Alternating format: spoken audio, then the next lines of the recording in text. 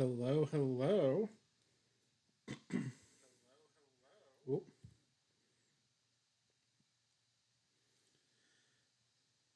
Roach, why? Oop. Why is that?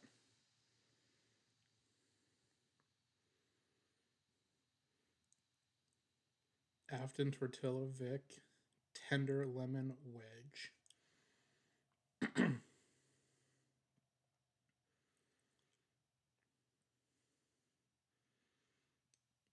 Oh, yeah, I did do that, didn't I? Oopsies.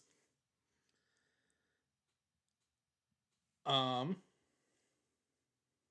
yes, hello. Uh, has only been 2 days, but we have a lot to get through. Tender lemon wedge, you have no idea how right you maybe are.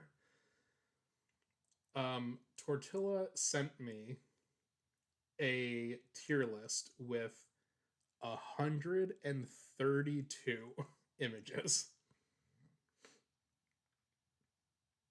So we have a lot of ranking to do, and I am a chronic overthinker. So we are maybe going to be here for a hot minute. Before we do get into that though, uh, I have a new piece of stream room decoration that I think you guys are gonna like. She didn't make it, Afton.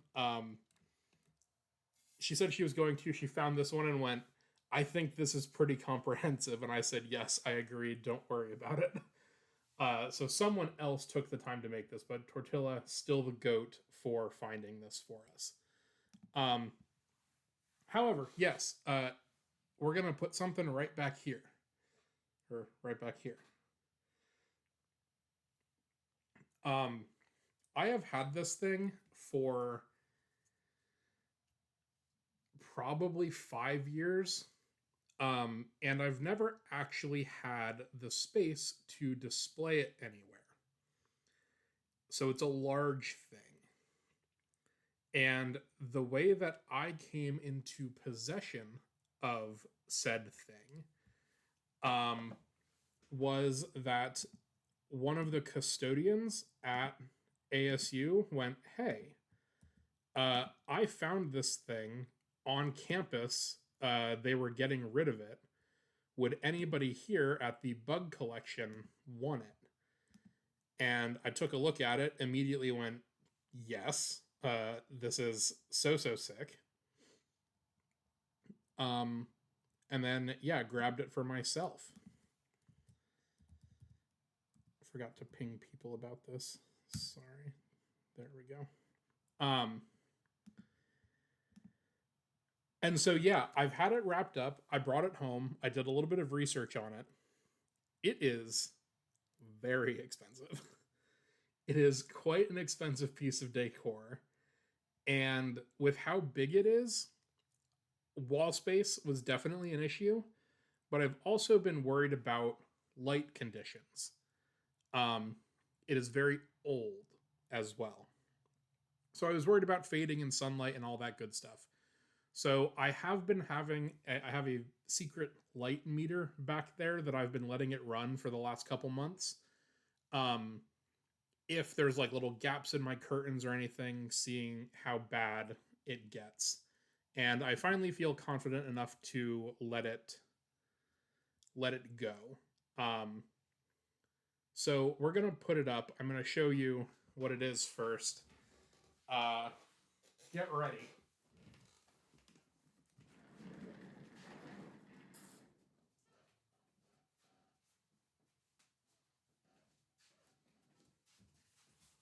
So here it is.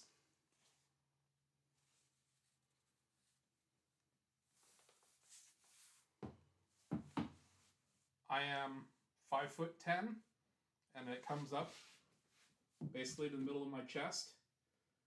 So this is quite quite a large scroll we've got here. broom. No, I would say better than a broom.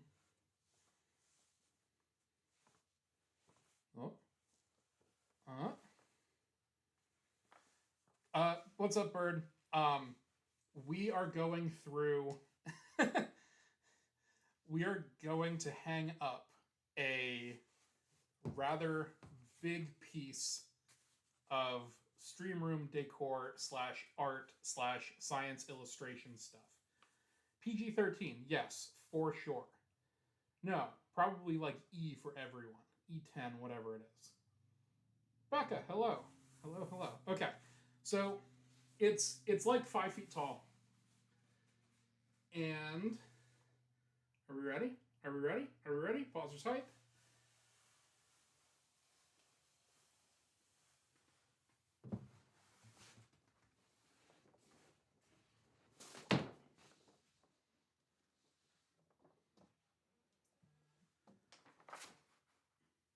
So this is an antique teaching wall hanger that has a dissection of a spider on it. And not only is it about 5 feet tall, it's also about the same height. So this is a sick. It's a big orb weaver dissection, so they have diagrams of the fangs over here, the full spider with the organs and whatnot all labeled and put out. And then on the other side, it has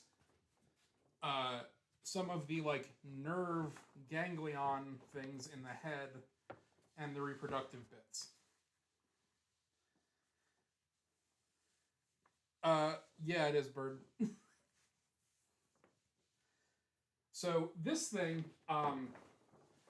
this was printed in 1907. And it is a, have to get around all of the things on the desk.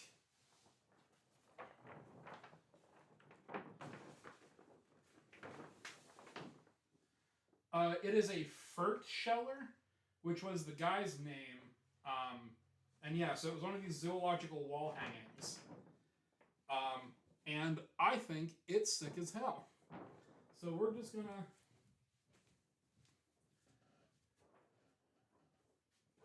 do this.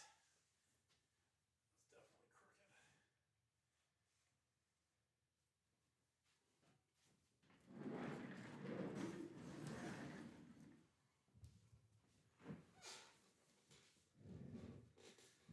crooked. Almost as old as Pickle Nick. That's crazy. Isn't it sick? Y'all are freaking out about it, so that's cool. Yeah, very dope. Linsley B, hello, welcome in.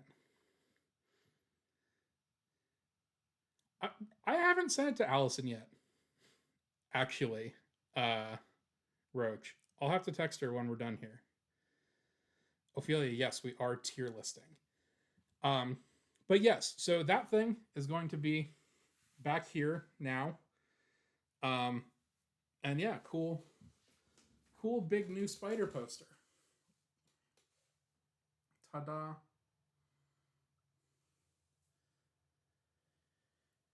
Printing process. Yeah. Pretty crazy. And even crazier that thing was like getting ready to get thrown out. And even crazier, that thing's worth like $1,000.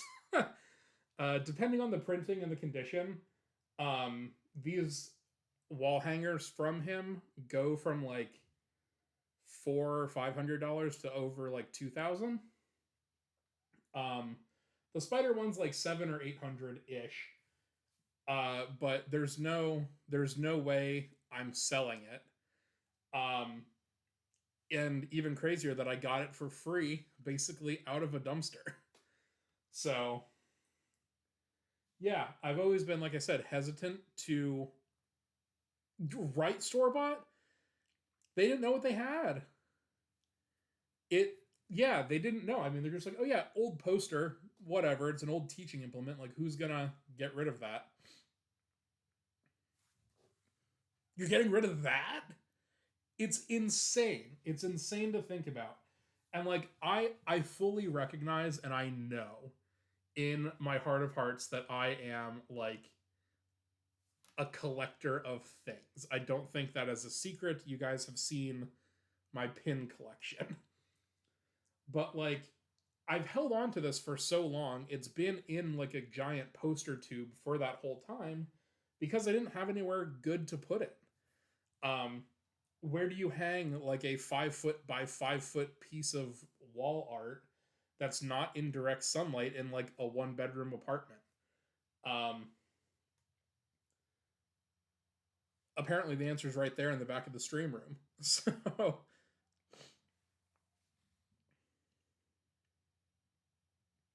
old man tomorrow just give it. Oh yeah, absolutely. All of this is tender lemon wedge. No, because then it would get soggy with all the steam. Um, yeah. So this is like the first place I have different art hanging in the bathrooms. That's where I put my ugly Goodwill frogs. I have found uh, frogs that are ugly in various aspects, and I like to keep those in my bathroom. It's a category. I think they're beautiful, but objectively, kind of ugly frogs. Um, but yeah, so we have spider background now. Anyways, what we are actually here for is the bug tier list.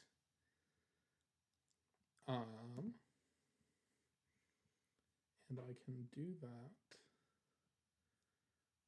like this. Ooh. Respectfully. Yes, respectfully.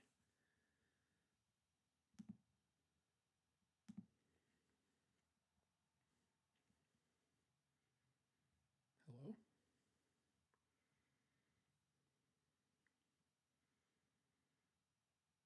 Oh, that's weird. Okay, I can't watch that. The delay there is crazy. Femto, what's up? Are you here for the definitive tier list ranking of all bugs?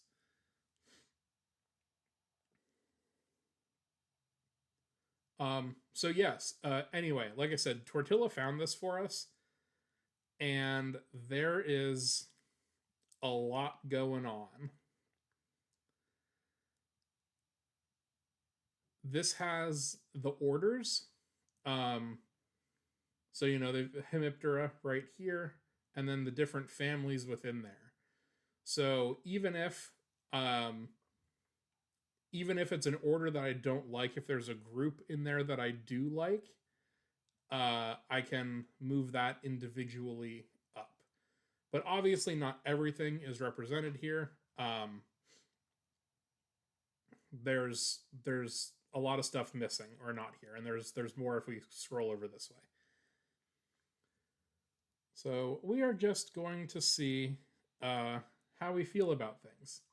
I have left the middle kind of open ended, but S tier is the best, and F tier is extinct yourself.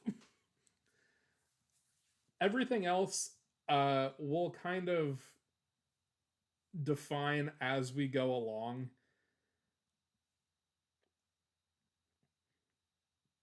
Server head. Oh, you didn't see that, Mob?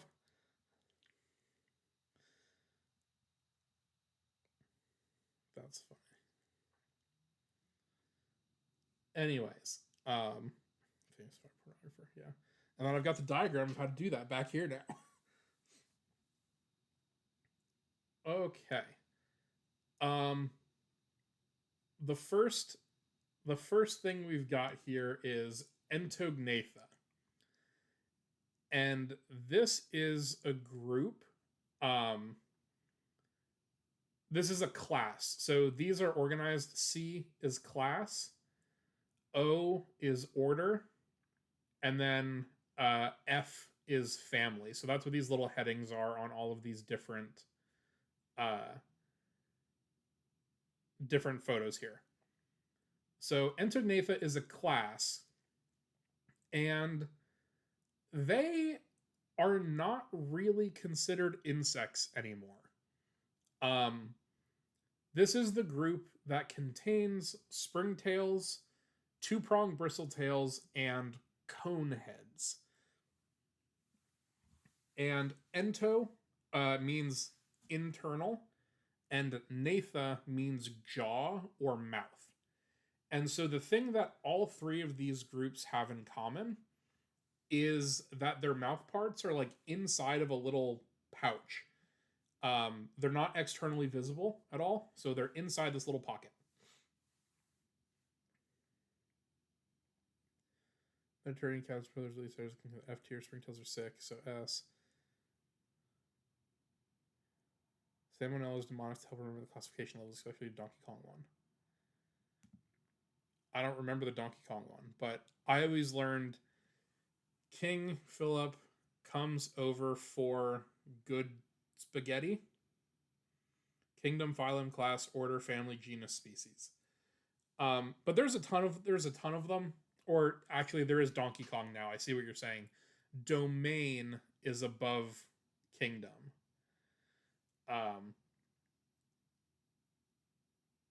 Kinky people came over for group sex. There you go, Ophelia. Any of those work. I don't have to think about the orders. King Philip comes over for good spaghetti.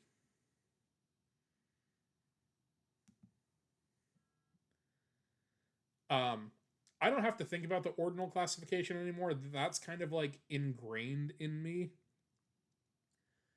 But the one that I am very proud of, that I thought up myself, is the one to remember all of the geologic time scales, or the geologic sequence of events, which is, oh shit, I forgot it. I forgot my own mnemonic.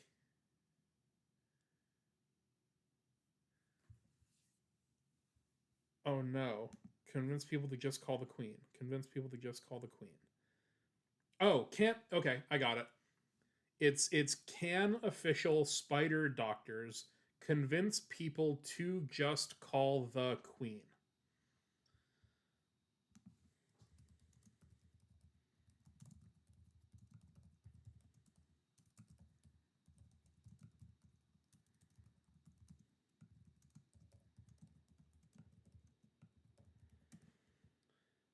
So that's Cambrian, Ordovician, Silurian, Devonian,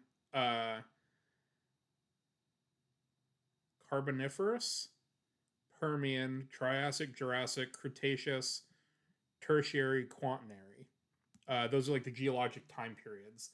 And I had a science class at some point that was like, make a mnemonic to try to remember something in science, and you got more points the longer it was.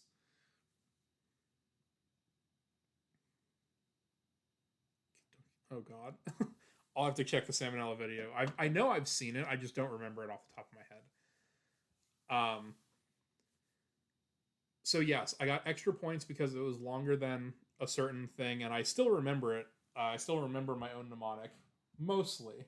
As you saw there, I did forget it just a little bit. I know what you're talking about, Ophelia.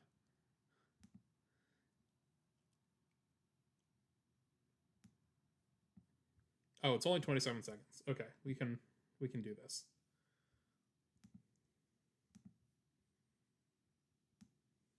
Family, genus, species. I've seen plenty of mnemonic devices for this, but since the D just showed up in the 90s and is still disputed by some scientists, he's usually not included. So allow me to suggest a few. Dizzy kids puke ground staff.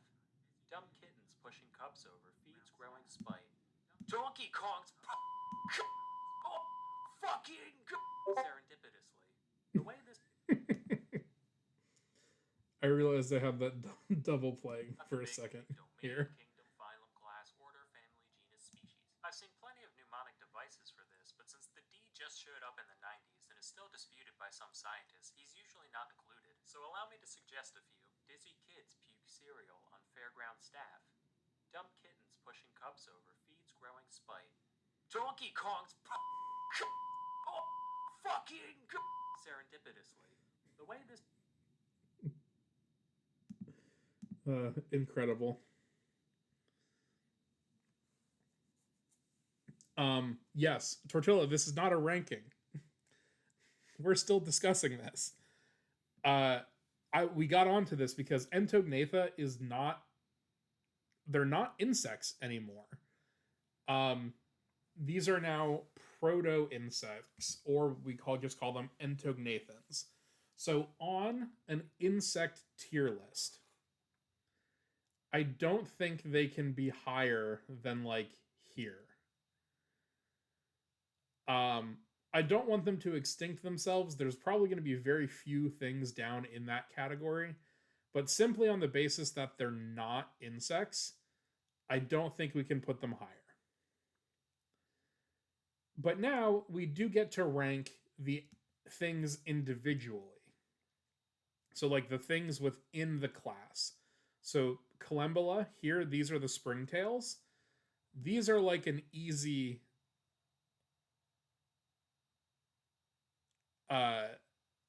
These are an easy A tier.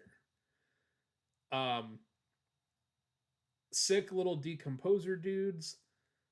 They look really cool up close. They can jump. I have a tattoo of one. Springtails are an A tier critter, even though they're not insects anymore. Protura, on the other hand, these are called coneheads, and I have never actually collected a Proturan. They live in soil and they use their front legs like antennae. They don't otherwise have antennae, so they're reaching around like grabby grab in front. On the basis that I've never collected one, and that makes me mad, we're going to put them down here. And then we've got Diplura. These are the two-tail bristletails, to separate them from the jumping bristletails that we'll look at in just a second. Probably haven't seen it. You have to run soil samples to find these, and I have run a lot of soil samples in my day, specifically trying to find these. I know we can get them in Florida, like where I'm at now, so I'll try again, and then maybe we'll revisit and they'll get a little bit of a buff. But as of right now, I haven't seen one, and that sucks. Diplura, the two-tail bristletails,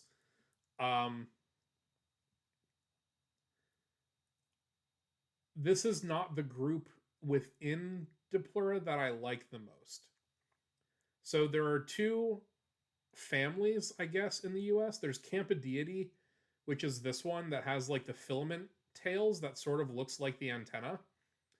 But then there's also Gepigids, which have like a little pinchy tail, sort of like an earwig. And you know I'm a sucker for earwigs and things with pinchy tails. I'm probably going to leave these where they are. I did find them on January 1st of 2021. These were my first bug of the year that year. I actually found Gepigids and Campodeids under the same rock, which was pretty cool. I don't know much about these. I don't see them that often. So they're like an average bug.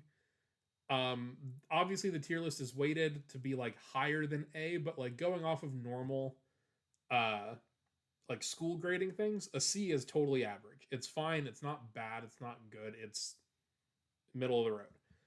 So that's where we're going with Diplura. I'll leave it there. Aha. The class Insecta. I don't think we can put this anywhere but right up here. It's the whole reason that we're all here. My general fascination with insects in general started because I worked in a museum with butterflies. So like those are in there, all beetles, all everything is included in this group. Does putting this in S tier defeat the rest of my rankings and we should just be done right now? I don't think so. Um, because as a group, like on the whole, all bugs ever are dope as hell and are the best. But I definitely have strong opinions about some of these other groups um, that we can certainly elaborate on. So, insects as a concept and like as an overarching group, S tier. We'll see where everything else falls out. Okay. Uh, Zygentoma. These are your silverfish. And this is a separate order from Archaeognatha, which is, these are kind of our next two. These are the earliest evolving true insects. And so their mouth parts are external, but they are the most primitive insects because they only have one mandibular condyle. So their mandible is only attached at one point as opposed to two, like everything else. And they go through ametabolous development. So rather than having like an egg, larva, pupa, adult, like bees and flies and beetles and butterflies do, or hemimetabolous development where it's like an egg, nymph, adult, it's very hard to distinguish when these are fully mature because they don't really change. There's no like definitive endpoint of like, okay, this is an adult now. That's at least externally visible um, compared to other things. So, silverfish, they get a buff obviously because of Minecraft. You find them in the cobblestone, the broken cobblestone or whatever. Um, I'm gonna put these down here again. I think they're average. I know a lot of people don't like them because they're like a household thing, but I think they're kind of neat. There are a couple of species that are their whole families actually that are like ant inquiline, so they'll live in with ants. Um, and yeah, so I think they're fine. I think it's a cool middle of the road bug. I'm gonna leave Archaeognatha up here in B. These are the jumping bristletails. So they're very similar to Zygentoma. Again, ametabolous development. They have only one mandibular articulation, but they can jump. They spring. And I think that gives them a little bit of an edge over the regular silverfish there. Miniveus. Is that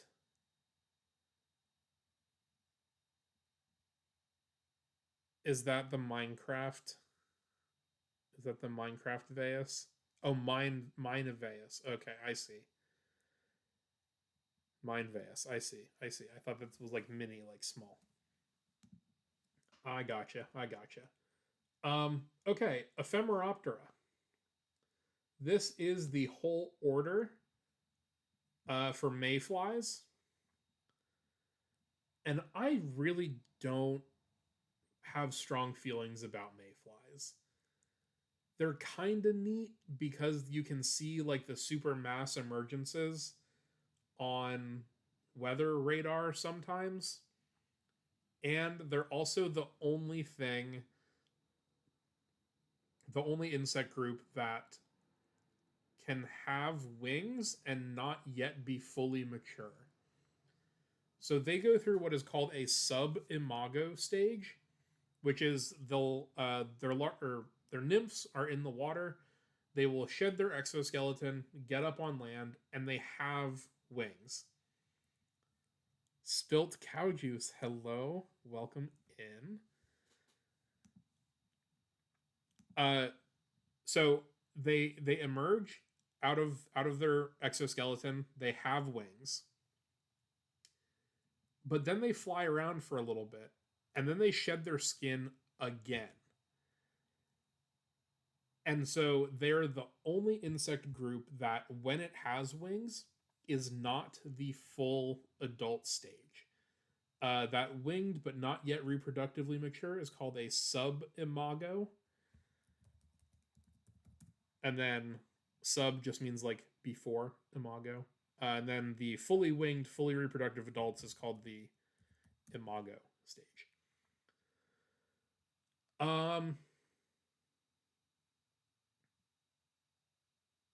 Yeah, I just don't care about mayflies.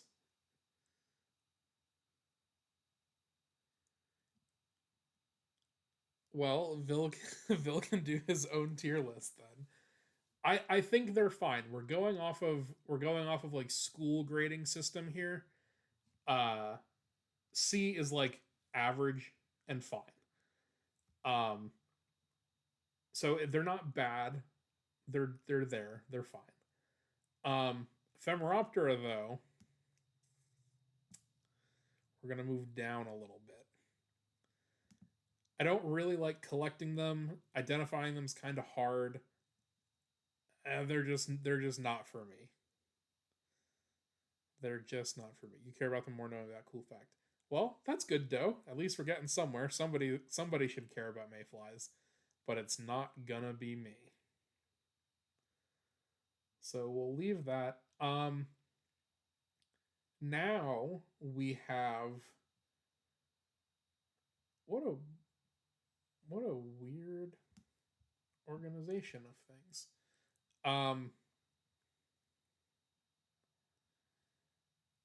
Next we've got Odonata or Odonata, which are the dragonflies and damselflies. I also just like really don't care about this group.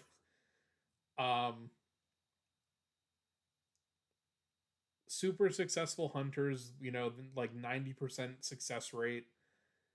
Like Ephemeroptera can't fold their wings over their body, so they're kind of stuck like this. Aquatic nymphs are really cool. They've got that cool like mask that goes out. As an order, I think I'm gonna just like put them here because they're again middle of the road, fine. There are some families though.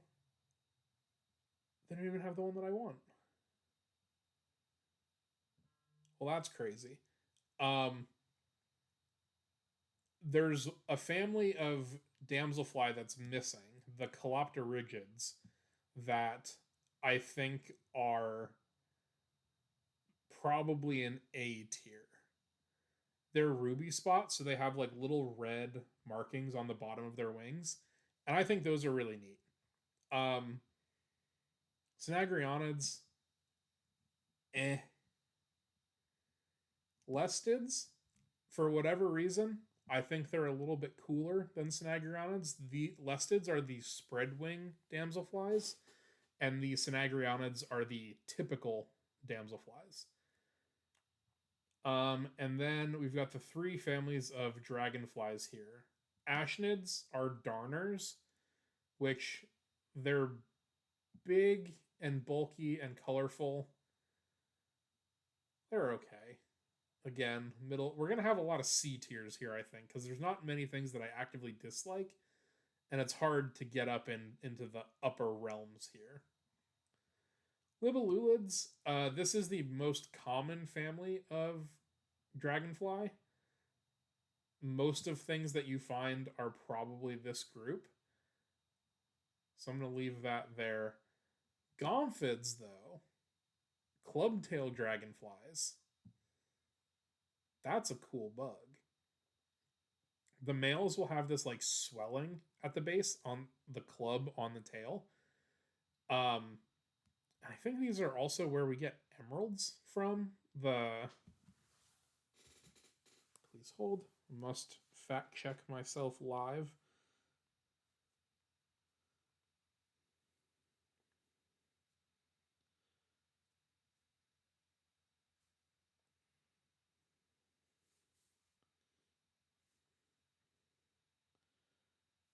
Um, Cordyliids are emeralds. Okay, never mind. Gomphids, whatever. Um, but they have this really crazy Ophelia. Um, there is a Gomphid that is called like the Dragon Hunter or something, and it's a dragonfly nymph where the nymph is like super wide. So neat group. I'll give it a B tier. Uh, Blatodia roaches. We're going up to A. Cockroaches get a supremely bad reputation. I get on this soapbox every time that I teach about general entomology and we get to cockroaches. And my favorite like lesson from this group, aside from them being firefighters and coming to clean up when there's already a mess thing that Maya goes through, is that there are about 4,000 species of cockroaches worldwide, 4,500 even. Um, and there's only about 12 of them that are human inhabitant pests. So, like, you've got the German cockroaches, you've got the American cockroaches, blah, blah, blah. The vast majority of cockroaches are outside doing their job, breaking things down in the environment, um, and just kind of helping out. There's also a lot of really pretty ones in the tropics. So, I like cockroaches a lot. This group also includes termites, which now includes termites. I actually don't know what it's like on this list here. So termites eating wood is cool. Madagascar hissing cockroaches are really cool. Can't rank the Barbaras and the baked beans from Alveus too low. Um, I've always had a soft spot for cockroaches, so we're gonna leave that in A tier.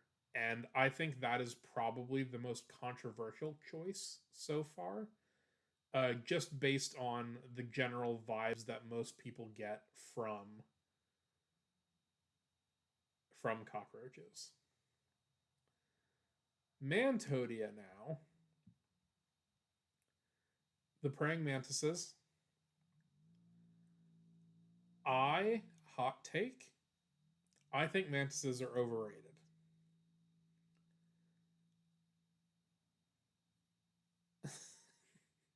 Hey, Dan. um, I think they're really neat, but I think they're too many people's favorite insects. And I am a notorious hater of most things. Wait till we get down to Lepidoptera. We're gonna throw some shit and extinct yourself here in a minute. Um, they're at least low A. I wasn't gonna move them like all the way down here or anything. I do think that the difference in morphology, and you get these really cool ones that look like flowers, you get the really big ones. Um, I think it is a cool group, and I understand why people like them so much. They just don't really do it for me. But I do recognize that they are probably a little bit better than most things. So we're gonna give them top of B. And we'll move things around as we get there. This is not going to be a final ranking. There is an argument, I think, to move them up to the end of A.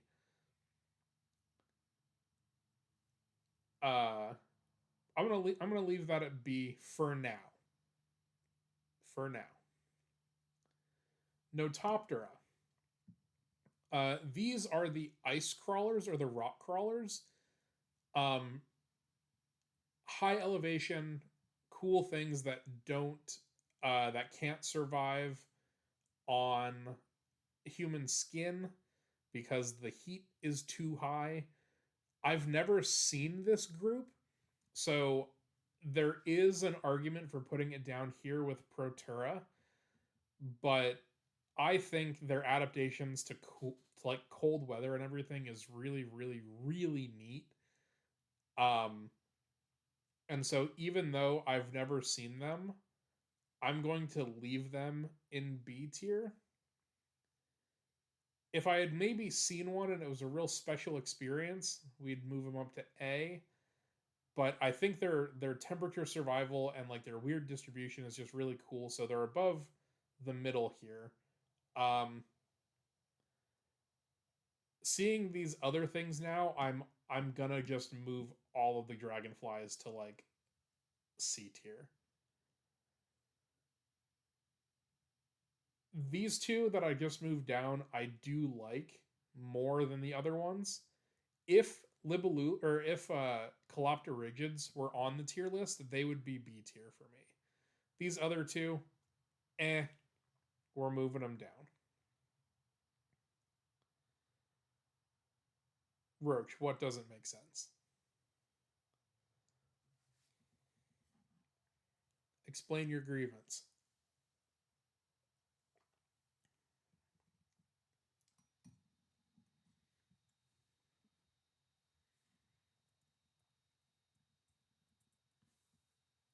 Dragonflies are not S tier. I'm sorry, friend. They are not. They are definitely not. Okay. Dermaptera. Easy S. And I know that's a controversial one as well. But that is one of my two favorite groups. Um, there's not a lot of people working on them, and I just think they're super neat. They have maternal care. They've got sexually dimorphic pinctures, so you can tell males from females. The ones in the tropics can get really crazy. I've got a sick tattoo of one on the back of my leg. Um, so Dermaptera is up here at the top, even though most people think they're scary and weird. This is not an objective tier list. This is an Evan tier list. So I think this is a pretty easy prediction of like where things are going. Um,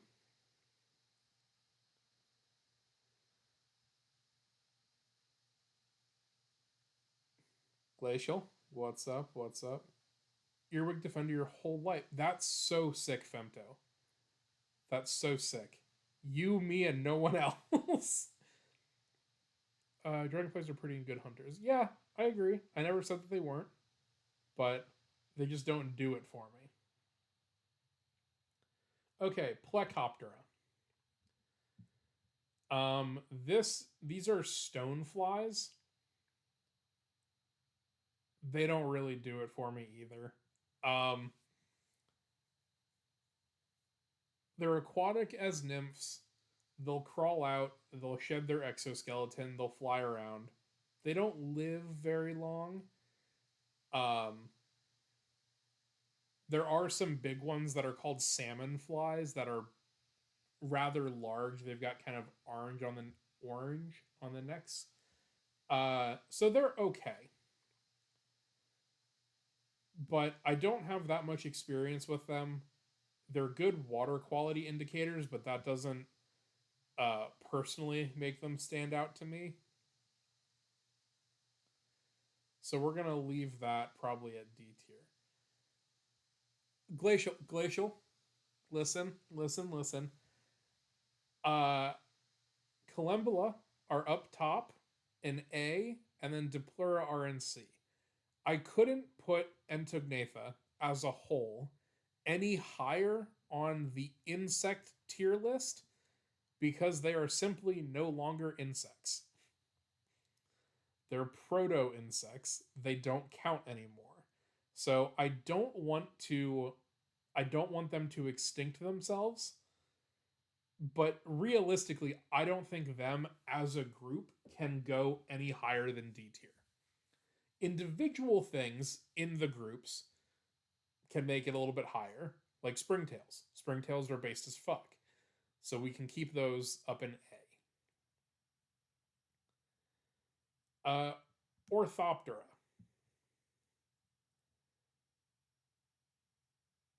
Grasshoppers, crickets, katydids, etc., etc. On the whole,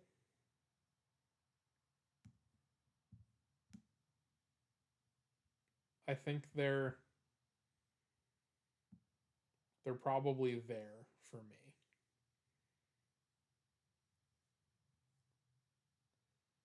Springtail is proto-entomologist. I feel like that would be offensive if you called someone that, but maybe. Orthoptera as a group,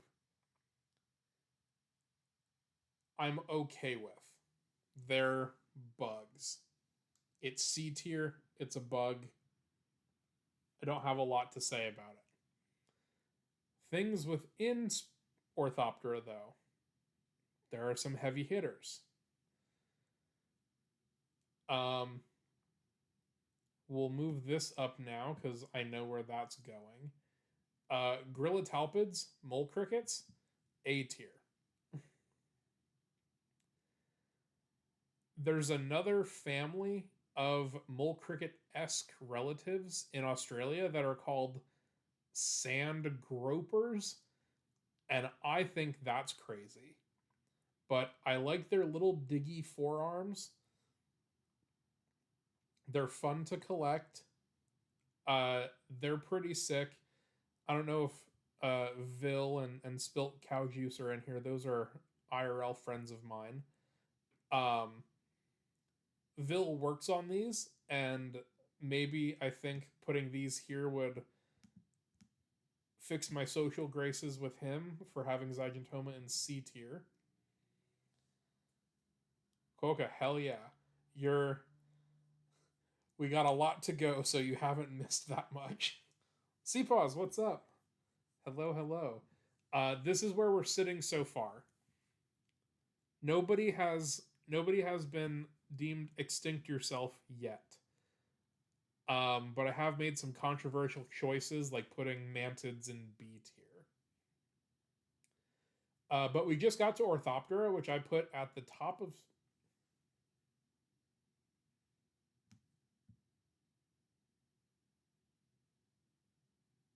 Yeah. Orthoptera at the bottom of B. Just move them up a little bit.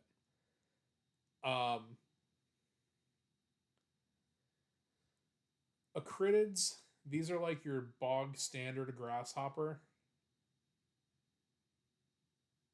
They're fine. Grillocridids, these are your camel crickets. Very long, jumpy back legs. These are the ones that you like get in your basement a lot. People also call them sprickets sometimes, because they sort of look like spider crickets. I'm gonna go down there.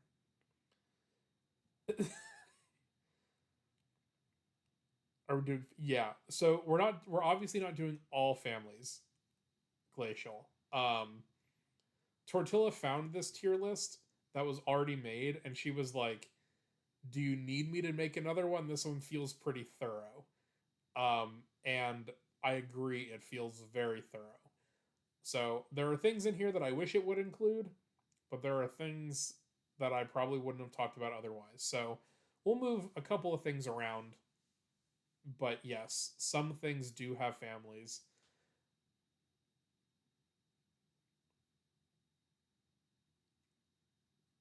The 48-hour tier list of all families. That's crazy. It'd be really easy for some groups, like Archaeognatha, there's only 2 families. So that would be a fast tier list. But like beetles, there's like 170, and that would be a very long tier list. Yeah, Vic, there are a lot of C's because we're going off of like the grading scale. C is like fine. It's a passable bug. I don't dislike them, but I don't really like them that much. B tier is like, yeah, they're getting there. I do like them more than average. A tier, I have a special interest or deem to like them more than average, and then S tier is where all the bangers are hanging out right now. D tier is like, I don't really know a lot about them, or I don't specifically like them, know that much. And then F, Extinct Yourself. We haven't gotten anything there yet. The end of the Beetle Lectures tier list. What does a bug? That's an idea, Glacial. We could put that together. What does a bug need for me to like them? I think it depends. um, Based on like my experience with them, I think is up there. I don't think this is going to be any secret, but like beetles are going to be the top of S tier because I think beetles as a whole are better than insects as a whole, which I realize is like a non-inclusive subset of things, but um yeah, so my experience with them, how much I've enjoyed them or worked with them, if they do really cool stuff, really look kind of neat. Springtails are in that group of like their behavior and their ecology is really cool. Plus, they also look pretty sick. Um, I don't know that you guys have ever seen it specifically, and I don't know the best way to do it because I'm not getting my leg all the way up on my desk.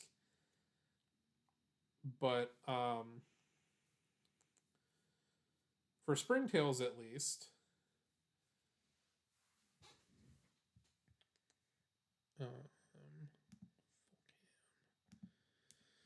Just move that for just a second. Flashbang, I'm sorry.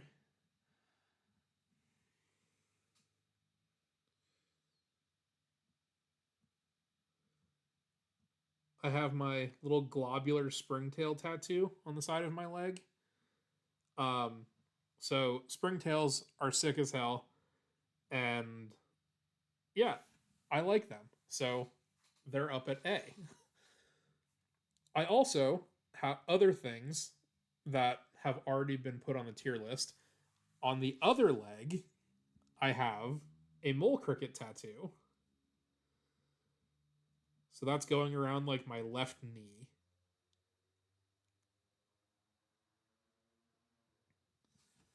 So obviously, I have to like them pretty high to get tattoos of things.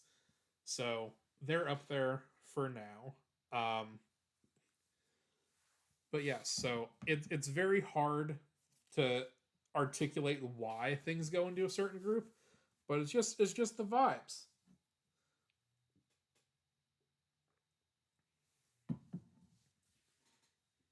Tetrigids, pygmy mole or pygmy grasshoppers. I'm gonna put them above the Odinates. These are like semi-aquatic. They can swim pretty well, which is kind of interesting. You find them along creeks and whatnot. They're fun to collect. Their pronotum goes all the way down to the end of the wing, so like all of this back here is pronotum, which I think is kind of cool. Oh, oops, sorry. I forgot to change the scene back. There we go. Okay. Tetrigids, pygmy mole crickets. I moved them, or pygmy grasshoppers. I moved here. Because again, they're fine, but like I start to like them a little bit, so they're kind of more towards the top half of C.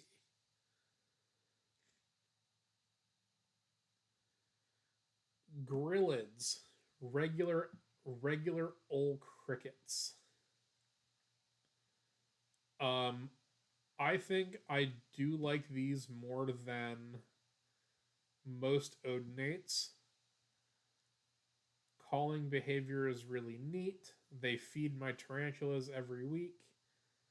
Crickets, middle of C. Katydids, I think here, higher than regular grasshoppers just because I really like the camouflage and all the leaves, the leaf looking ones. Katydids are green bugs, which is very good bug PR. Cemetery, there's clouds and moths. What did Katie do? Ha ha ha.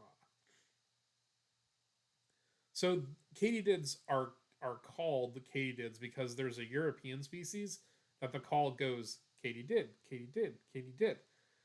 So that's why that whole group is called that. I too love green bug. Green is my favorite color, and bugs are my favorite thing. So obviously, green bugs would be pretty up there. But I simply just do not like them that much. It is we'll maybe do this because they are green bug. Why can't I move this? There we go. Green bug. Oh, is specifically katydids.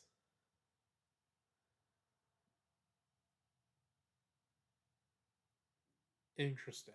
I like green bugs in general. All insects that are green.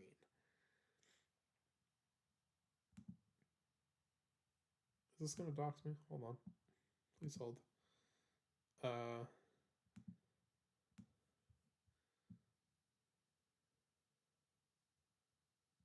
Soft in your newborn skin, only one little Andy. Will you return again? I believe we can renew. You could be my brother once again. Fall asleep with our backs against each other. You believe, I believe too. You are the river of light who I love, that I sing to in the belly of the empty night. Okay, that was something, wasn't it? Okay, I mean that's kind of valid. Tortilla, we ain't getting to Leps for a couple hours. we got a lot to get through. Yes, I think green bug meme. Glad people are getting that out there. I don't think katydids as a whole are cooler than Orthoptera as a whole for me. So we're gonna leave them at top of like, yes, passable bug. The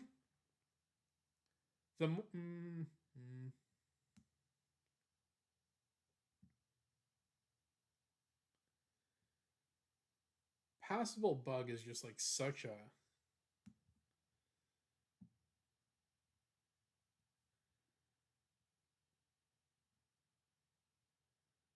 great bug popograna sub disorder.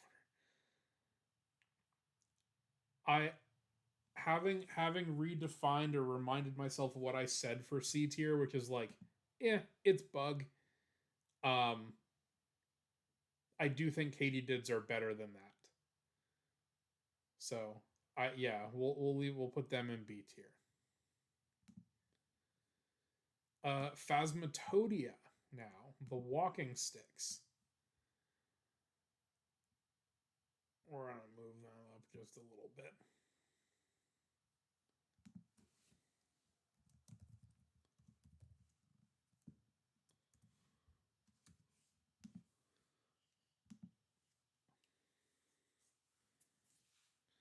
Easy S?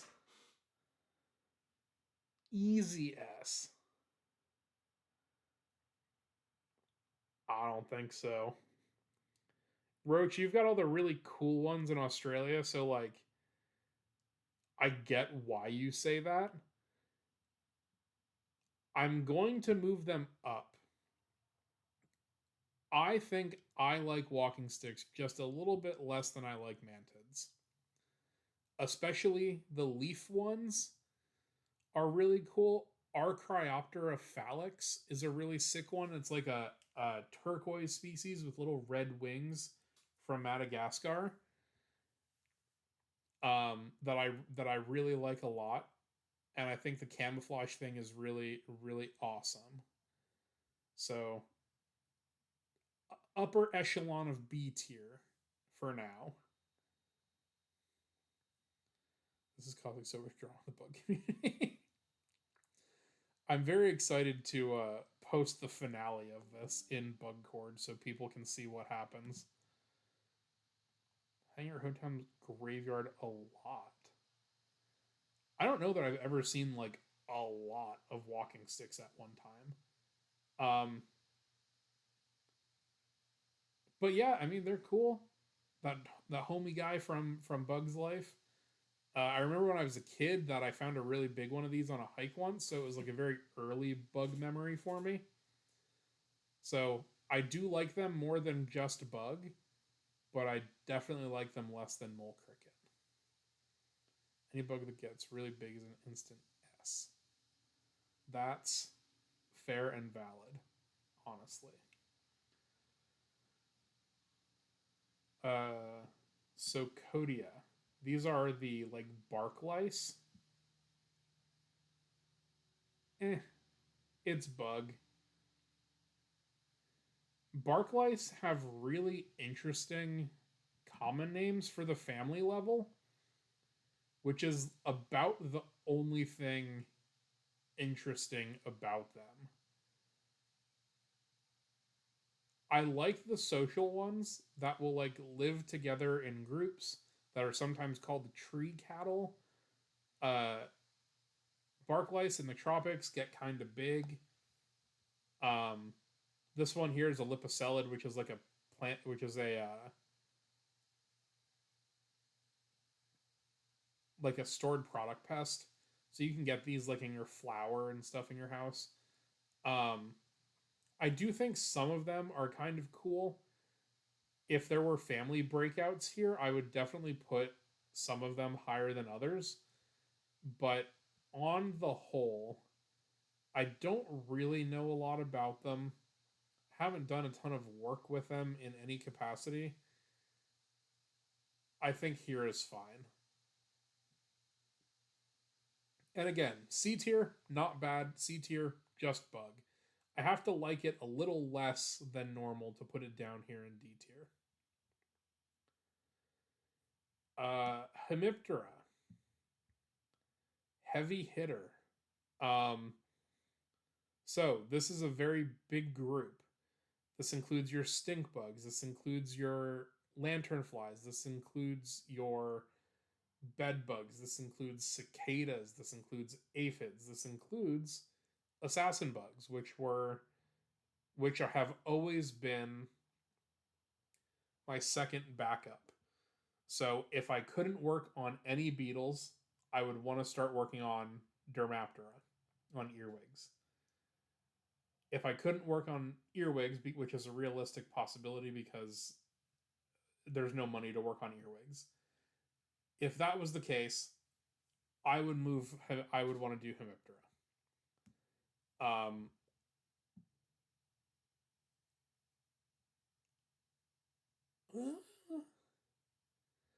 I think there are a lot of Hemiptera that I like, but I think on the whole I do like Collembola slightly more. So Hemiptera, the order, will go there.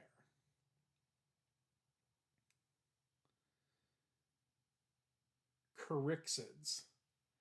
These guys got a loud penis. Love that, actually. We're gonna go there with them.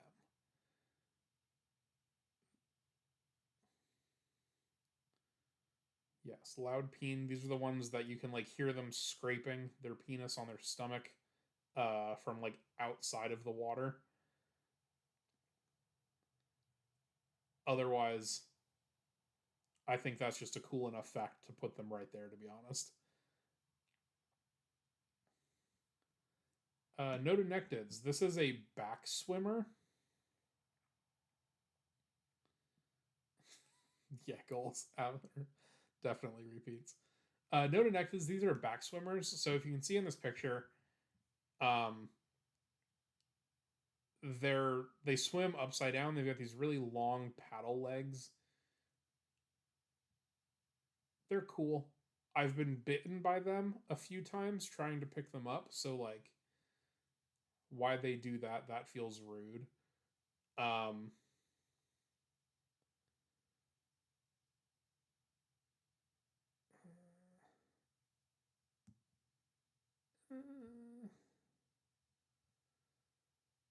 down here. They're bugs. It's nothing that special to me. Nepids, however, water scorpions. Whoa. Genticha, thank you for the raid. Welcome in. We are ranking insects today. Thank you, thank you, thank you. But I respect that they have boundaries. The back swimmers? Yes, definitely. They have boundaries. They set those boundaries by biting me when I pick them up.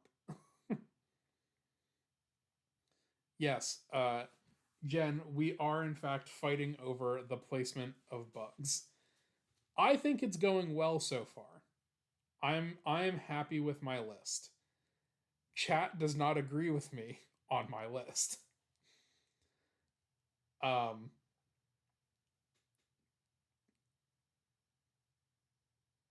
my rankings are wrong. Listen, I understand surface level why some of these things should be higher for most people. But as an entomologist, I have very developed opinions on these things. Um, Ephemantis is too low. There's still room for movement on all of these things. Nepids, water scorpions, uh, they've got raptorial forelimbs, so they can grab stuff like a praying mantis. But they also have a butt snorkel, so they can breathe through their butt straw.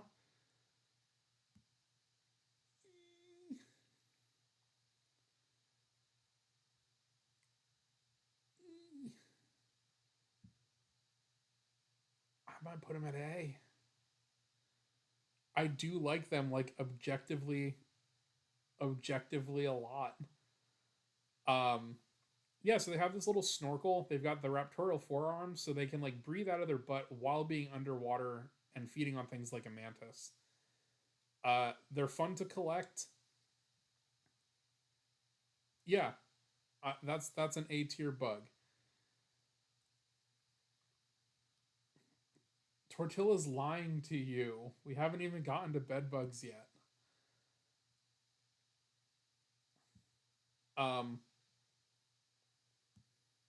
while we're here, though,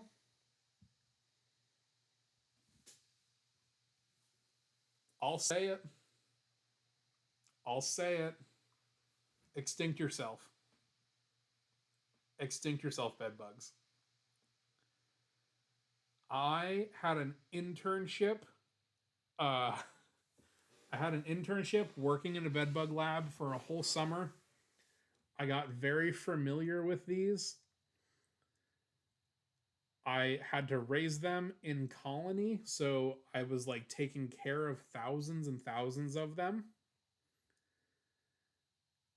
Their evolution, kind of cool because there are bed bugs that feed on bats. They're called bat bugs.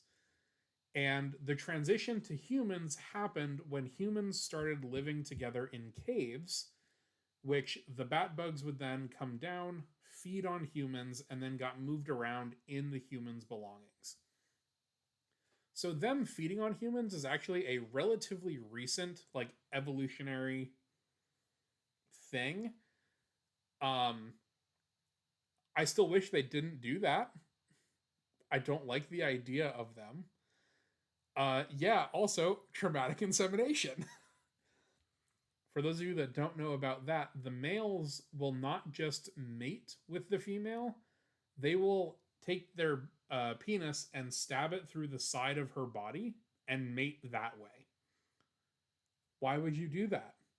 That feels like it shouldn't be a thing. And like a too high quality female can actually breed or can actually like bleed out because she has been mated with so many times. I think it's a bad system. Yeah, we're extinct themselves. We're gonna leave that. That's the first F tier, and I think that's fine. I truly think that's fine. Bellistomatids.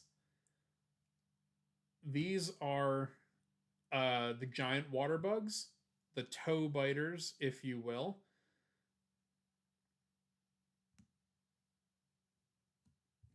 We're gonna put y'all up here. Um, I have a very early memory of my bug career with Bellistomatids. My dorm, like with the semester I started taking entomology classes, my dorm room had a big field behind us, and so there were a lot of really bright lights. And that would often draw in aquatic things because they thought that the surface of the field was like a tennis court is what I meant to say. They thought that the surface of the tennis court was like water, so you would find a lot of aquatic things on the tennis court.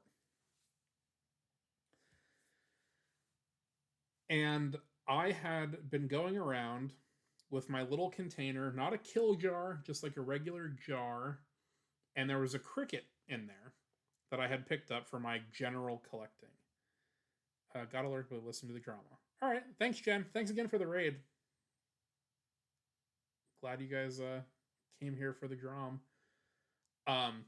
So I had a cricket in this jar, and I found a Bellistomatid. I didn't have anything. I didn't know yet that I could just grab them.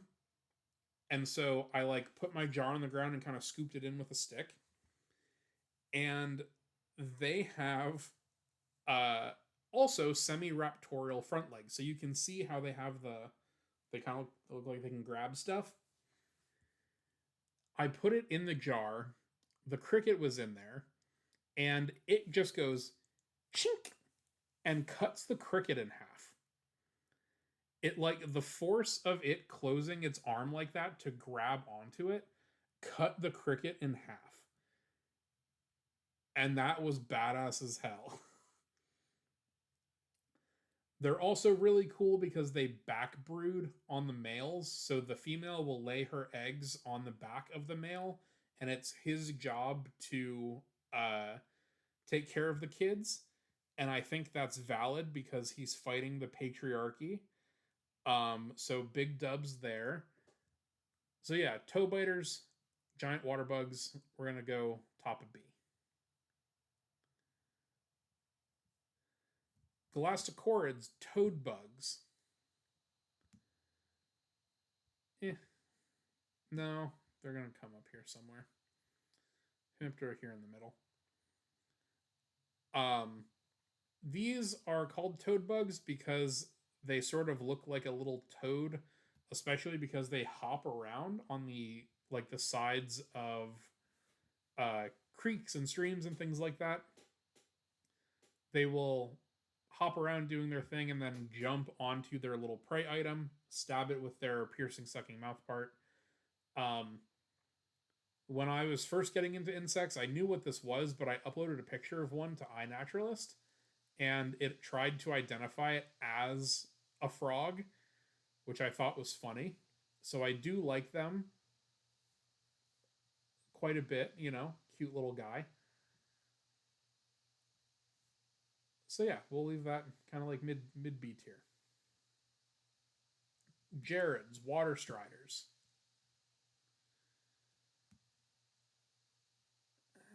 Behavior's cool.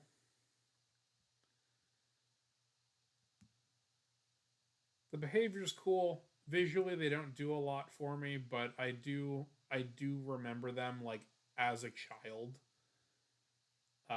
having seen a lot of these. So I don't know if it's like one of my earliest bug memories because that was like before I was super into it, but I definitely remember these from my childhood. They're still around, obviously.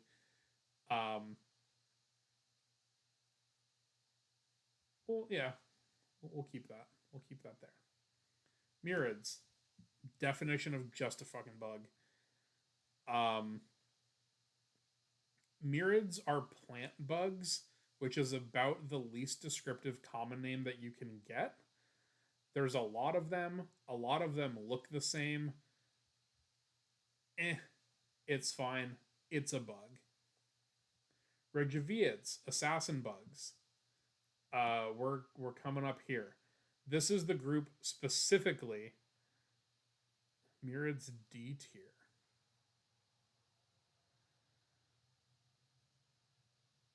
You know?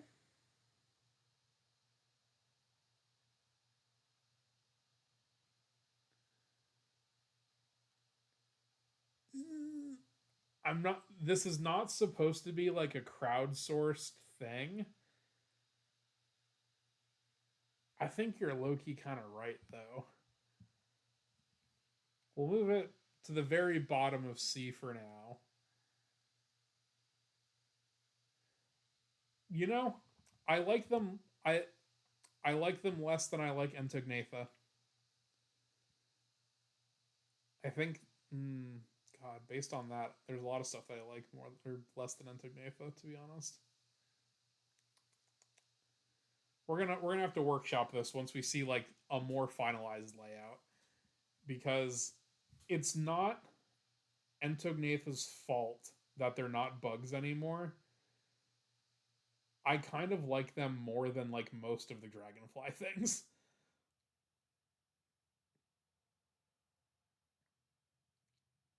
Anyway, we'll come back to that. Assassin bugs up here,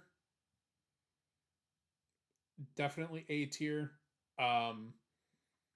This is specifically the true bug group that I would want to study if I had to study true bugs. And Phimatids are, in this classification, a separate family, but in most cases are considered a subfamily of assassin bugs. So typically I would group these two together, which I am right now. Regiviids, assassin bugs on top. Hell yeah. Tingids. So we were just looking at some of these.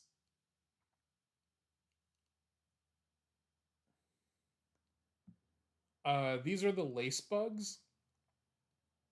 They look cool, but they don't do like a ton for me. Visually, it's a neat family. Behaviorally, they're okay. But visually, it's a pretty strong competitor, to be honest. It's a pretty strong contender just by how it looks.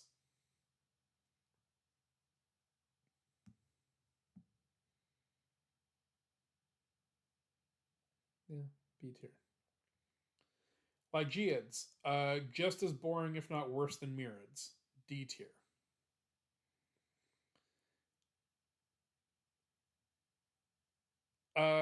Tortilla, the rubric is the vibes. It's not necessarily based on looks necessarily. It's a combination of things of like experience, how much I do like how they look, how much like I've worked with them in various groups, if there's any like really cool fun facts. I don't know. Tingids are cool. I just like the way they look. This is a very superficial B tier pick, but I'm sticking. I'm sticking there. Lygeids don't do anything for me. Milkweed bugs, which is what this is, kind of cool sometimes, but just in general, could not be asked. Koreads, though,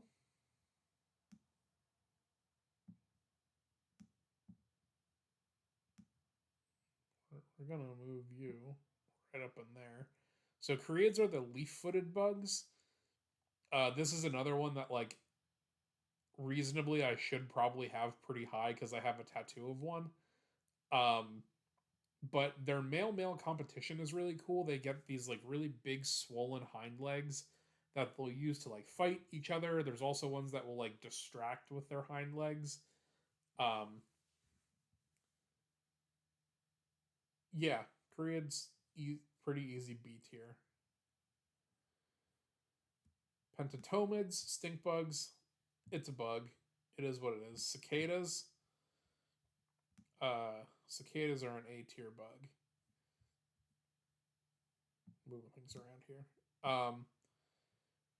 Fond memories as a child of cicadas. I love the buzzing sound in the summer. Um, Seeing the mass emergence, the Brood X in like 2021 or 2022, whenever that was. Um, Going to that mass emergence site and hearing all of the cicadas was truly one of the most special moments that I've ever had. It was just one of those nature things that you just sit in awe of, and like unless you've experienced it, you can't imagine what that's like. When I flew home that year, my mom picked me up from the airport. We were doing like 70 down the highway. The windows were closed, and you could still hear the cicadas buzzing outside. Um, and so like once I got out of the car at a place that had all of them, it was so loud, and it was just like it was incredible. And then seeing all of the piles of dead cicadas, but also the new ones that are still coming up, and seeing all the other animals that are like eating the cicadas, really neat. And like yeah, their presence there and that mass emergence, even though not all of them do that really big 13 or 17-year cycle, the sound of cicadas buzzing is very comforting to me because it reminds me of summer as a kid. And cicadas are cool because you can tell what they are by their call. Some people can. I can't do that, but that's a bonus point because I think it's kind of neat that they make sound. um, Cicada, A tier bug. Membracids, another A tier bug. These are the ones that have like really crazy pronotoms. So they have this is like maybe the least cool membracid that they could have picked. But there are some in the tropics that are shaped like the letter C. There are these ones that sort of look like little helicopters. Um,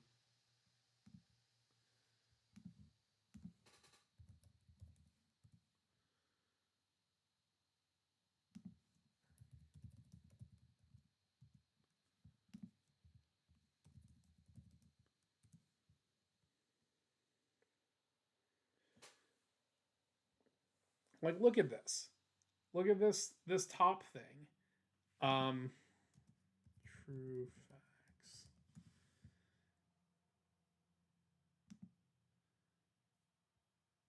Marvin is a very cute leafhopper nymph in the family Psychedelidae. Marvin's a bit of a show-off. Put your tongue back in your mouth, Marvin. Mildred is also a leafhopper baby, and she's very proud of her new dress. Good posing, Mildred. We like your dress too. Here is Mildred pictured next to a ballpoint pen, so you can get a sense of how hard it was for her to write her novel. Ernesto got the fancy class photo package, but Ernesto gets a little nervous on class photo day. Don't worry. So this video includes a couple of different families. They're not all membracids. But in the infraorder Fulguromorpha. You may have noticed something about her choice in accessorizing. Thank you, Demia. Yes, that's what I was talking about. Many planthopper babies can produce wax from special glands and create sort of a full So body. we don't need to do all 5 minutes of this, but like you get wax coatings, they shimmy, they jump, they get tended by aphids or tended by ants. Lantern, this is a membracid now.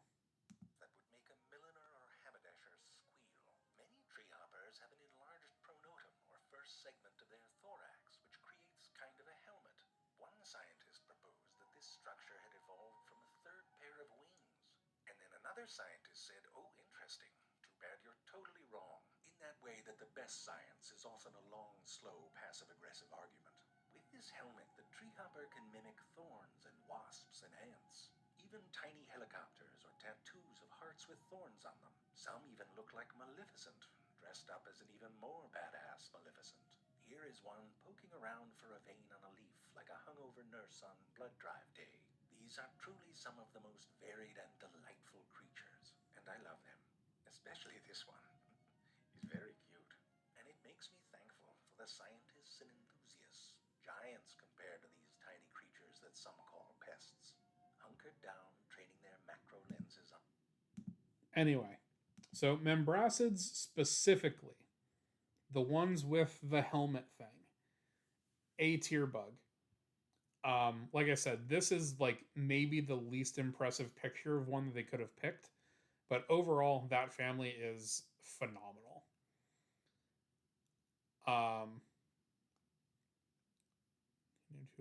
Is this what they call leaf hoppers? No. So they're all related. Membracids are tree hoppers. Very good video named Two of the Mildred. Electrosensitivity. I had not heard that in Glacial, but like maybe. Yeah, vibes. Tree hoppers specifically. Exquisite creatures exhibit.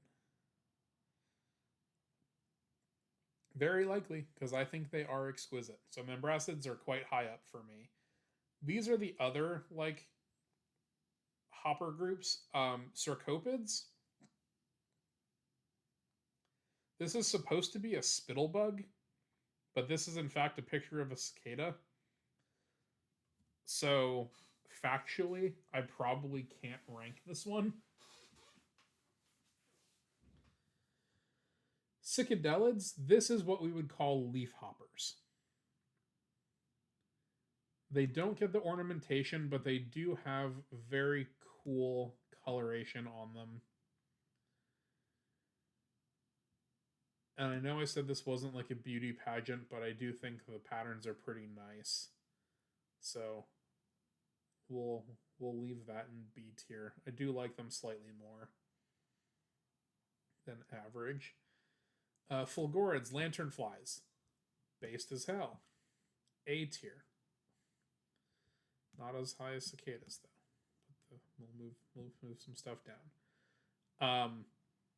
The peanut head bug is like an iconic thing. This is the genus Scolops, which is also like iconic as hell.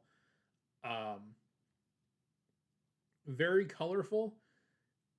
This is how I would prefer to get my pretty display drawers. I would rather have Fulgorids than I would butterflies and moths, because you get just as many intricate patterns, but you also get this crazy like nose extension. So yeah, Fulgorids, A tier, pretty easy. Cercopids, this is just like incorrect, so I can't in good conscience rank this. Add a row below.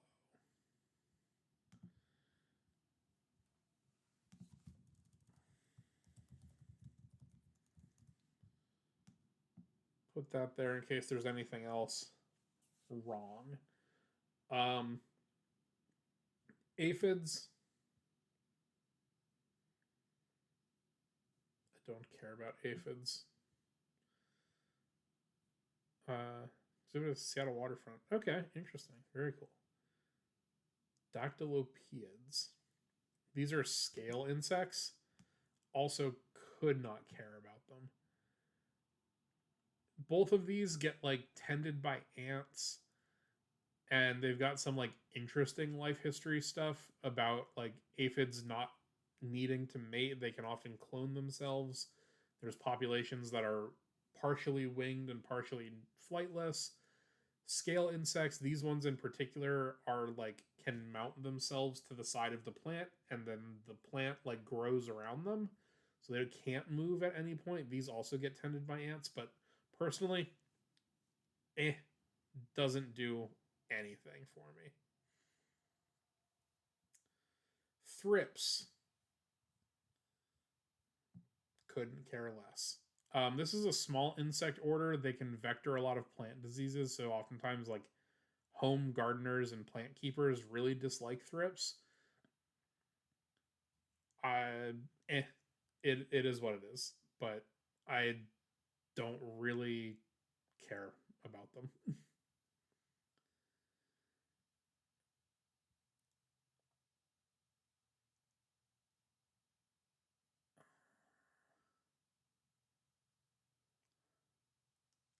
I am gonna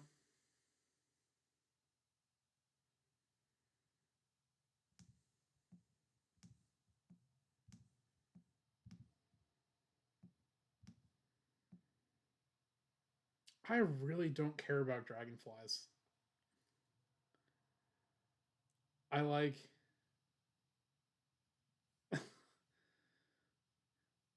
I just really don't. And honestly, I wish I could move Antognatha up further. This would honestly be a B tier for me. They just don't do it for me, and I can't tell you why. I just don't care. They're I do like them less than most things in C tier. Already offended. Roxers, I've been ruffling feathers for sure. Um, it is what it is. Antognatha could go in any rank. I think you're right. And I think it's up here.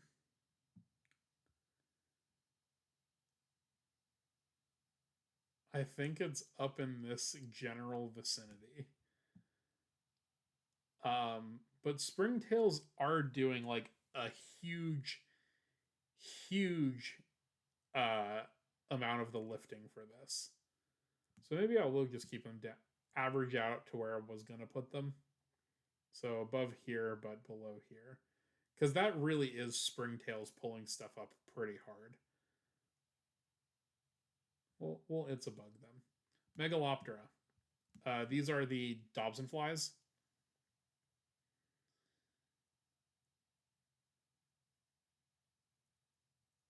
Slowly getting assigned to worse and worse plot on the Minecraft server. I don't know what that means, Ophelia. Male Dobson flies are some of the coolest bugs out there, but the family as a whole.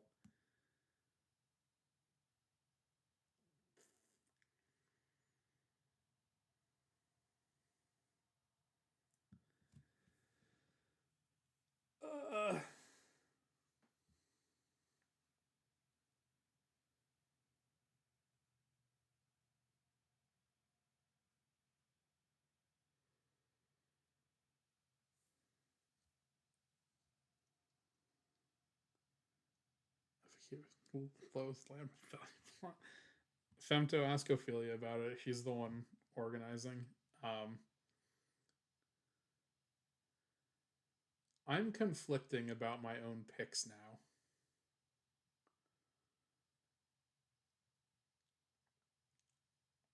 I feel like I need.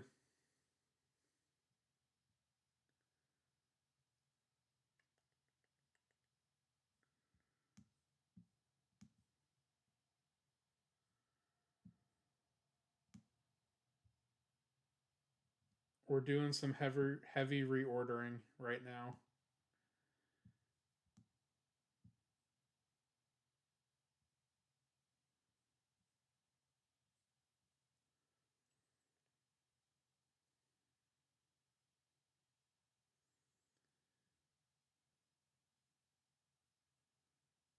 Because I like Megaloptera. They're not the best. But they're definitely not just bug. So I think I need to be more liberal with what I put up in S tier, because I do really like those things. I moved mantids and I moved stick bugs up. So feel about my categories. I feel better about this now. I think I was reserving S tier too much, and that made a lot of other things kind of fall down.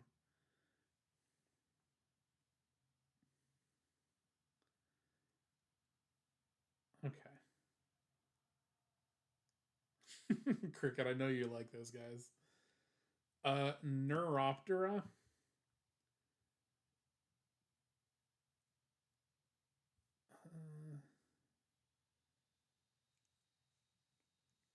Neuroptera are bug.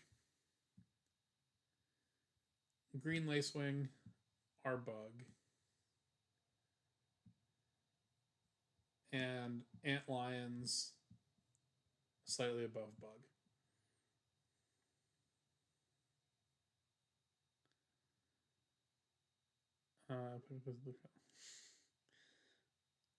Um, Roxers, that was a very early pick, or very early selection, because this is presenting things phylogenetically. So they were some of the earliest decisions that I made. S tier is like my favorites, really high up there. C tier, I have been keeping as like average. C tier is not bad, even though it's on the lower half of the tier list. I was going off of like school rules of C tier is like it's passing, it's fine. I don't love it. I don't really like it that much. I don't dislike it that much. So I think silverfish are fine. They got out competed by Archaeognatha, which are the jumping bristletails, which is my favorite of the two early evolving insect orders because they can jump. So Zygentoma, the silverfish, they're good, they're fine. Archaeognatha are like a little bit better, in my opinion. So yeah, that's why it says it's bug. It's like it's the average, it's fine. It's not a like, it's not a dislike. It is kind of what it is. Neuroptera as a whole is bug. Green lacewings in particular, don't care for. This is not like a dislike, I guess. This is just a like, I don't have strong opinions on this. But it's less exciting than here. And then I did have antlions in B tier because I've always had fun raising these when I've tried. Coleoptera. All right, we're getting into the good shit now. This is easy, top, best thing we've had so far. I will consider adding an S plus tier shortly if we need one. I rank beetles as a whole above insects as a whole. So yeah, there's not a lot to say about that. I don't think anybody is surprised that that happened. Tiger beetles.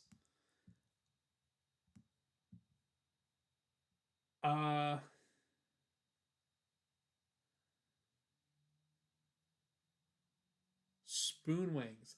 Yes. Have you ever seen a spoonwing larva, Cricket?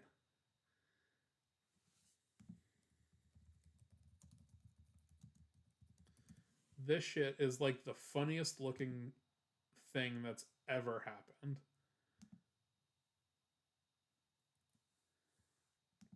This is just a ridiculous critter. Let's see if it'll log. Yeah, let me pull this up. So this is what the adults look like. This is a spoonwing. These are like old world, so they're in Europe and they're in Africa. But their larvae look like a regular antlion larva, but just neck. Look at this thing. Isn't that absurd? So that's what spoonwing larvae look like. And this in particular is like one of my favorite insects to ever exist. And they actively hunt.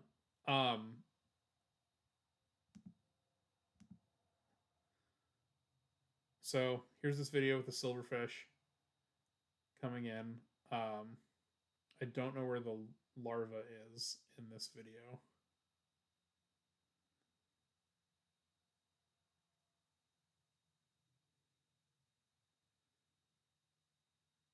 Oh, what the fuck?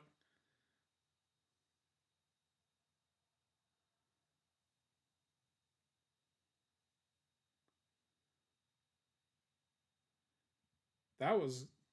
Did y'all see that there? Like before it moved, it's right here, and you can't see it.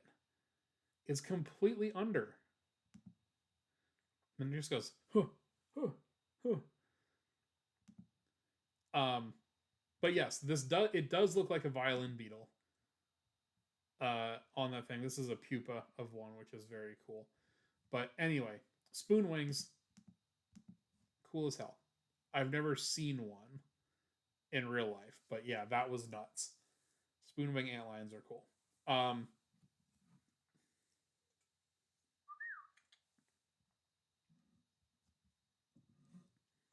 Thank you for the follow. Welcome in.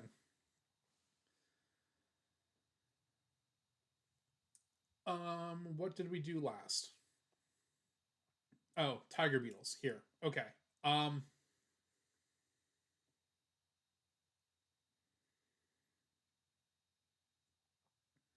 First psyllid. Yeah. Yeah, they are like a little tiny cicada. So cicindelids, tiger beetles, uh, these have variously been included or not within ground beetles. They are currently out. And they've just like never done it for me. They are very pretty, but I think people's obsession with them is pretty overblown. So I like actively don't collect them except on like a generic level. I will say that this is maybe one of the dumber things that I've done. I do actually. There's no way I can do this. I have a Tiger Beetle credit card that I just got, and I'm not going to risk showing that to you because my numbers are on it. So I do think they're pretty enough to adorn a credit card, but I definitely don't like them. So I think B tier is fine. I like them a little bit more, because they are a beetle and they sort of like are in my group, but I just really do not care enough. Carabids. We know where this is going. We're moving up. We're moving up. Top of S tier.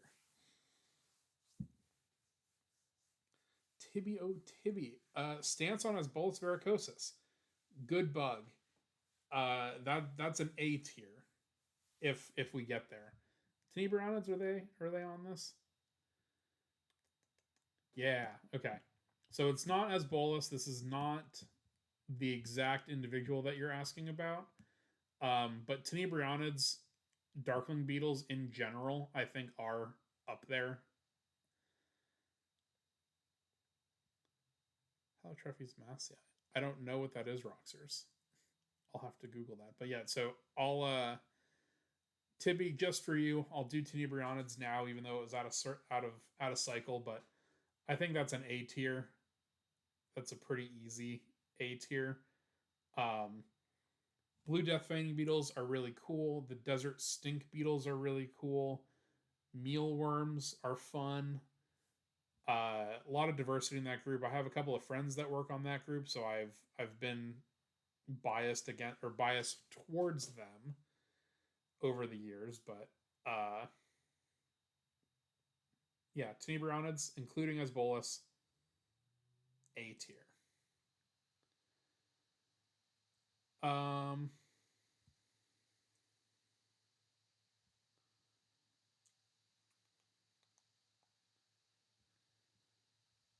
Diticids, diving beetles. It's bug. Gyrinids, whirligig beetles. Uh, that's a B tier. These are the ones that like will hover kind of level with the water. They've got the eyes above and below. Um, I definitely like them, but not as high as these sorts of things, and definitely not as high as up there. So, Gyrinids are B tier. Hydrophilids, kind of just bug. I don't really mess with aquatics that much, so I think a lot of the aquatic things are here, but Gyrinids are just kind of charismatic. So I'll move them up a little bit.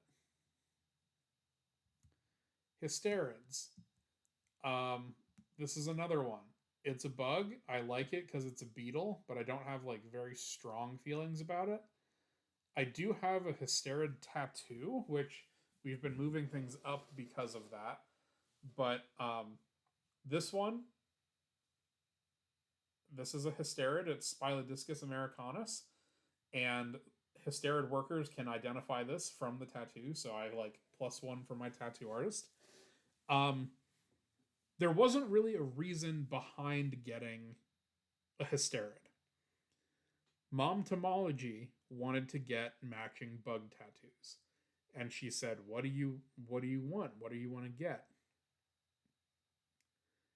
And I gave her a couple of ideas. She didn't really like any of the ideas. Then she gave me some ideas, which included like ladybugs, and I said, absolutely fucking not. So that year for Christmas, she got me the new, the big Beetles of North America book, the Marshall Beatles book. And I said, listen, go through here, pick out a couple things that you like, and I'll make some decisions based off of that. The only rule was that it couldn't be a ground beetle because I can't get one of those until I defend. But everything else in here is fair game. We went through a couple things, and she settled on a Hysterid, specifically one of the red and black ones. So like that has the markings and patterns on it like this. So I said, yep, okay, let's do that one. And so Hysterids as a group, they're fine. Spilodiscus americanus specifically, because I have a tattoo of it, a matching tattoo of it with my mother, bumps it up a little bit. But as a family, it's bug. It's in the middle there. Yeah, I think that's fine. Staphylinids. This is such a big group. It's hard to keep it low. I don't particularly like them, though.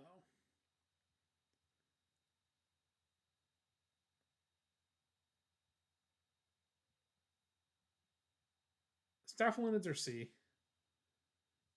I like them, but they're not that exciting. Sylphids. So if we were going off of current classification, we would have to leave these two together. But we're going off of tier list classification. So sylphids, let's pretend that they're their own family. A tier bug. Orange and black, sick combination. On dead stuff, very cool. Maternal care, where they'll like take care of their babies on this little rotting ball of dead stuff. All around excellent beetle. So that's an easy A tier for me. But again, if we were going off of the current classification, these guys are now a subfamily of these guys. And if we were going off of current classification, this would have moved up at least one tier solely because it includes sylphids. But as of now, that's where we'll leave that. Lucanids. These are your stag beetles. it's hard to argue with a stag beetle. The mandibles are super impressive.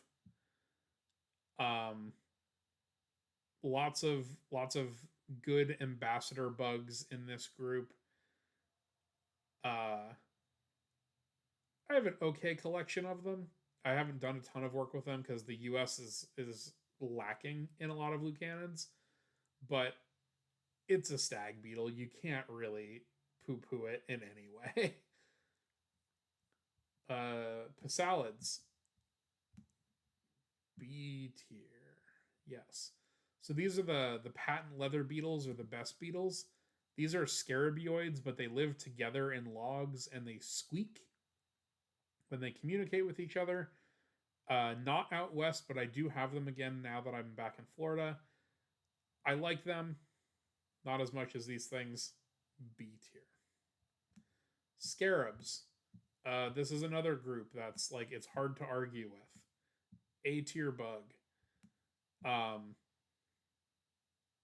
Some of my, everybody's, a lot of people's intro bug to get into insects is through scarab beetles. Whether that be like Hercules beetles or dung beetles, all of those very cool behavior wise, very diverse. I've had a lot of good memories collecting scarab beetles of various sorts. So I think that's another pretty easy A tier bug. Buprestids, overrated as hell in my opinion. Nothing particularly wrong with them, but there's a lot of people that collect them because they're big and shiny. And I think that as a professional entomologist, I think that being the reason that you started working on stuff is cringe. I don't think there's anything wrong with liking buprestids. I do think they're overhyped, and I've never really gotten the hype around them. So it's they're cool though. Just like cool looking. Beauty contest, low B. Low B. Is it the case that less pretty bugs frequently have less specimens just because of collection bias? Yeah, I would. I think in like enthusiast collections, definitely. Um, all of those big tropical bugs that you can buy online that are coming from all over the world, um, you're very highly biased to big, pretty things and things with horns. So you're getting a lot of Lucanids, you're getting a lot of scarabs, you're getting a lot of buprestids. But there's plenty of scarabs that are in the places that have the really, really big ones that are there that are just as cool to like the people that actually work on them, but they don't have like the just regular curbside appeal of the bigger, flashier things. But on that same vein, because of that, because there is that kind of curb appeal that you can't really argue with, I'm going to leave them in B. They've never really interested me that much. I don't collect them that often. But when you do see a big shiny thing like this, like it's kind of hard to not get excited about it a little bit. So yeah, we'll leave that in B. Click beetles. It's bug. Some of them are really cool, but the vast majority of them don't really do it.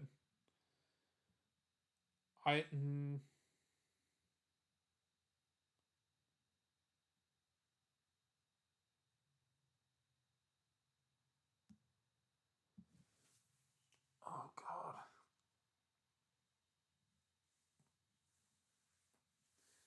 I keep like rethinking my valuations on a lot of these things. Because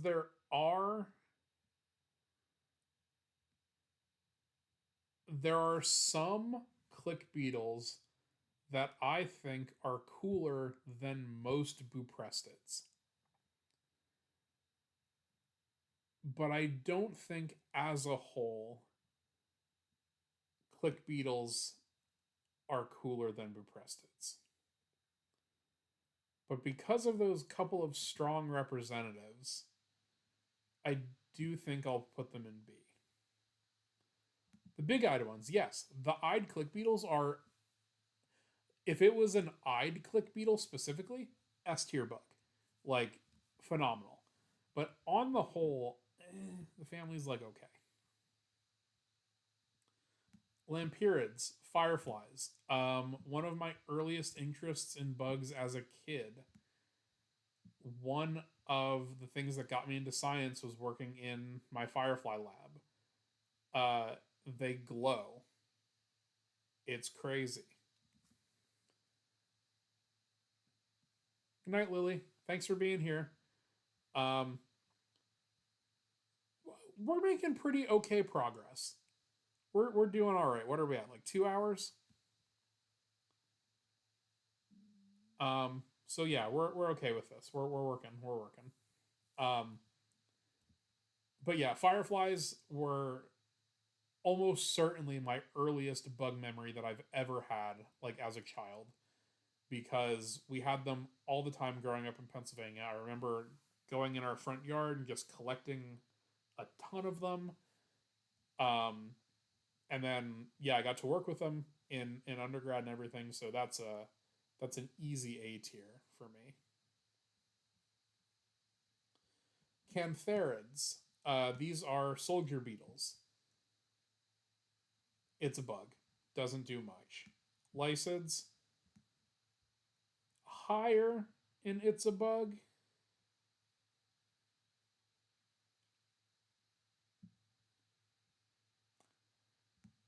No, I'm moving. Histers are B tier because I like them a little bit. Lycids because I like them a little bit. Clarids, checkered beetles, I like them a little bit. There's lots of beetles in B tier because I can't just put them in just a bug because it's a beetle. And I really like beetles of all sorts. So we did just do some maneuvering there of some of what we had lower.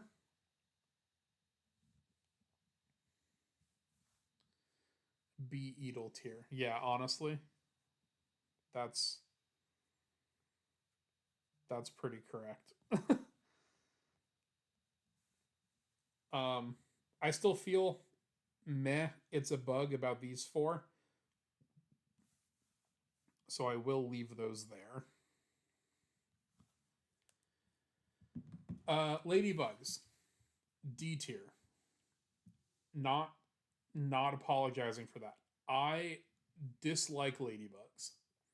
They're not just bug, they are an active, like, I do not care about this. I think ladybugs are also very overhyped.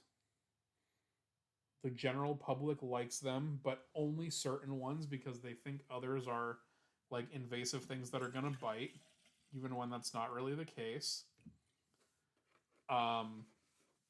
Most of the ones people see are a non-native thing, so like invasive, fuck you. This is a 7 spot, which is also non-native to the US.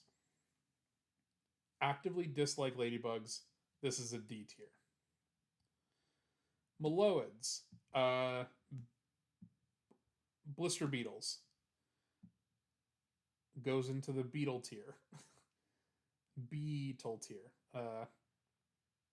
They're pretty cool. I don't collect a ton of them, but I have a friend that works on them.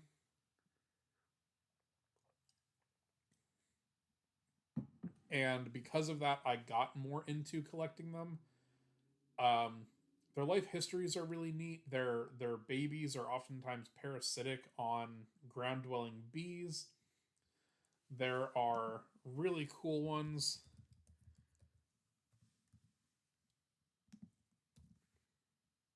Like, these things are called the inflated beetle.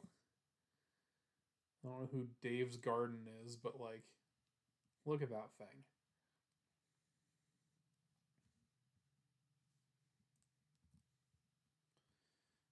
So this one is very cool, and there are definitely some really cool ones in this group. I'm going to move Meloids up to like a high level of B. These are pretty sick. People who about bugs biting, but the worst does is pinch real hard. Yeah, definitely Ophelia. That's certainly not my worry about any of these things. If it was, Bellstomatids would probably be a little bit lower. But yeah, I just can't get behind ladybugs. I just really can't. Cerambycids, longhorn beetles.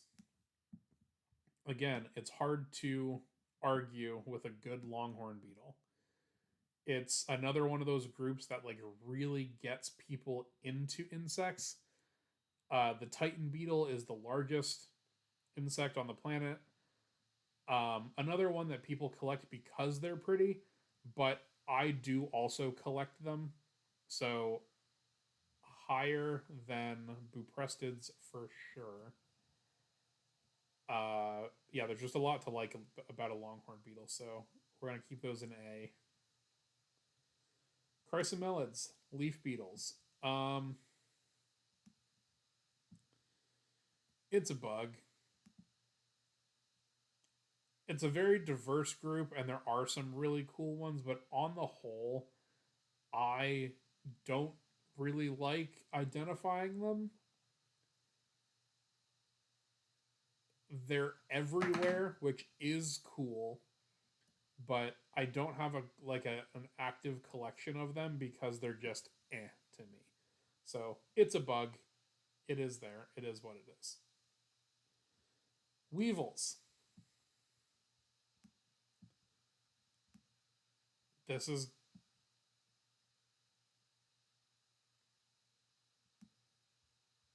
going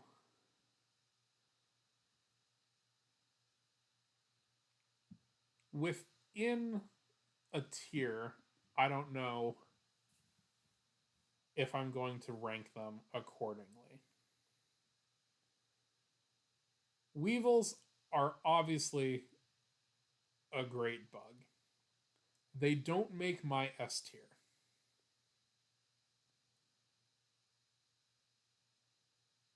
Ophelia, can I click these things? I don't have another monitor to like open it up and check what it is.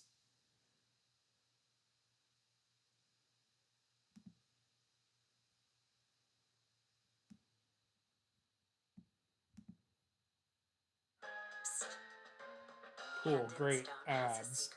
That turns one gift.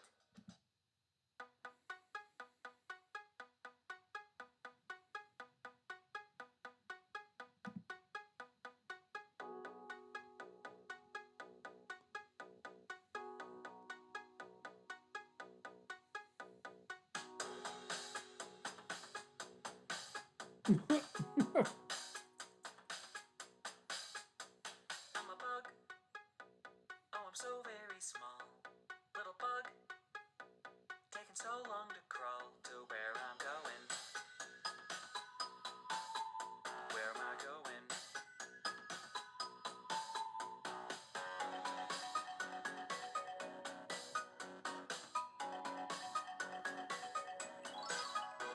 In your home. Oh, it's so very warm. All alone. So I'll go get my swarm and we'll get growing. Yeah, we'll get growing.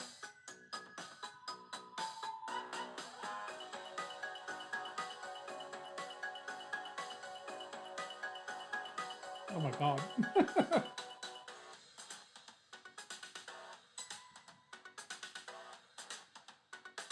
Poor fish.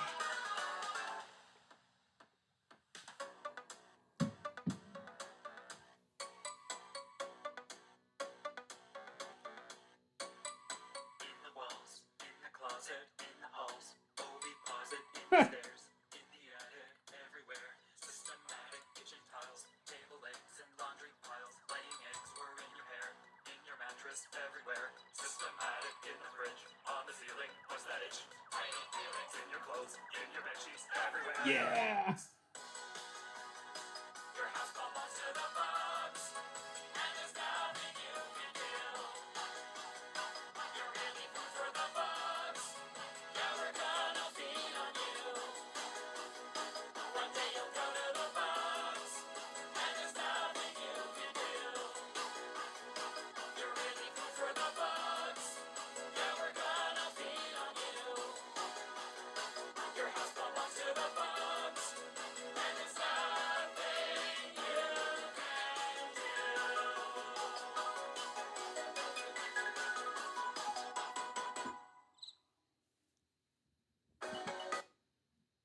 Okay, that was sick. I liked that a lot. Um, that's gonna get bookmarked. This is my favorite part. In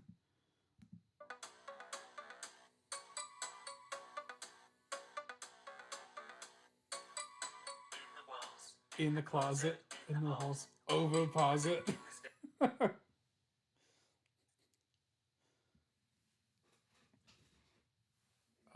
Yeah, that was incredible.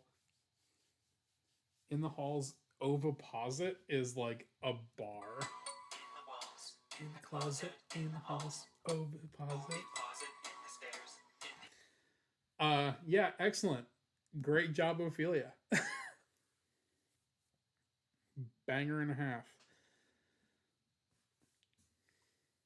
I didn't even know you could rhyme things with oviposit. I don't know that people have tried, but damn. Uh, anyway, banger. Um, where are we at now? Jesus, we got a lot. We're gonna speed run some shit here. Strepsipterans. Uh,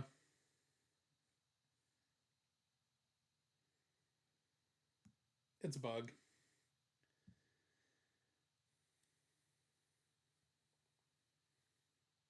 I could do that instead of my lo-fi Taylor Swift or lo-fi Jurassic Park. The bug song. Will that get me DMCA'd? I don't know.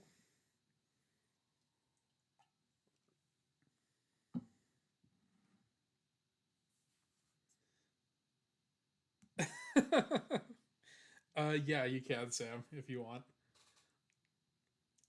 Strepsipterans are the twisted wing parasites. These are the ones that live like inside the intersegmental membranes of wasps. Uh, Evolutionarily, they're super close to beetles, which makes them obviously like pretty cool. Um, I just haven't had a lot of experience working with them. We're gonna like top of its bug tier, but like less cool than these things up there. I think that's fine. Um, why is that separate? That's crazy. Mechoptera, the order that includes scorpion flies. We're gonna pretty high in B tier on that one. I haven't collected Mechopterans a lot, but I like the idea of Mechopterans. So that is enough here to move them up to B. Boreads, these are snow scorpion flies. They're active on snow, they're wingless, they have that elongate rostrum like the other ones do. Uh, we're gonna put things in we're gonna put things into levels. First, I will remove things and move things around within levels when we get to the end. Because there needs to be some shuffling in B tier specifically right now that I'm like not happy with. Panorpids, regular scorpion flies, less cool than snow scorpion flies, but still cool. So B tier. Eggs, yes. Welcome in. Give you an overview here so far of what we're looking at. S tier, we've got carabids, coleoptera, insects, dermaptera, regiviids, which are assassin bugs, then fireflies, and springtails.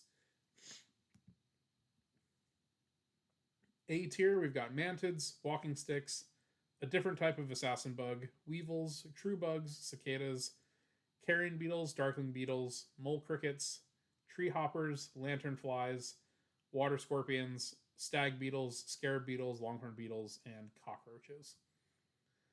This middle section is probably going to move around quite a bit, but B tier is like, I like them more than the average bug.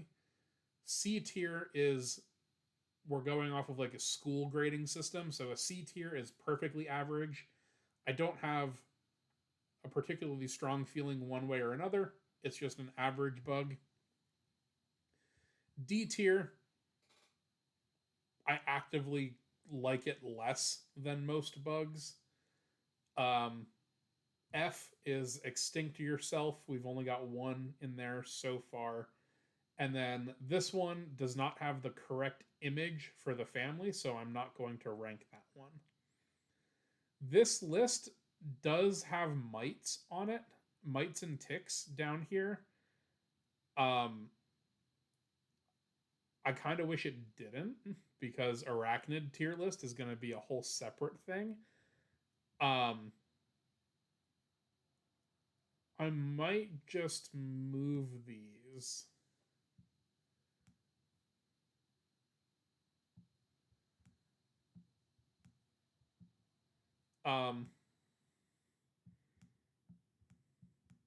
We'll do these now.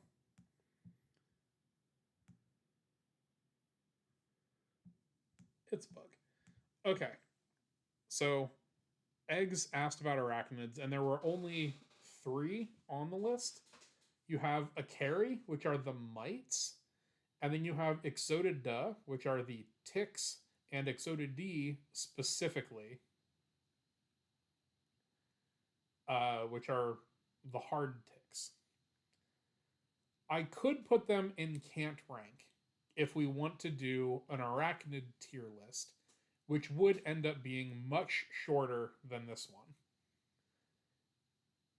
But because there were just those ones, I need 3 more to summon Exotidae is awesome. That is, I wouldn't say deep cut, but hell yeah, Yu-Gi-Oh reference in the year of our Lord 2025.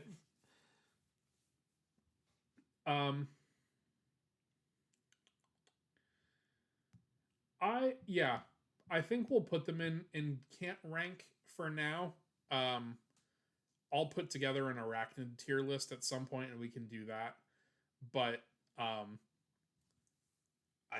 think that ticks should probably extinct themselves.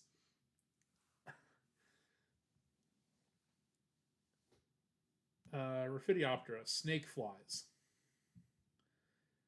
These have always had a bit of an allure to me. And I'll move Raphidiids because it's the same thing. Up.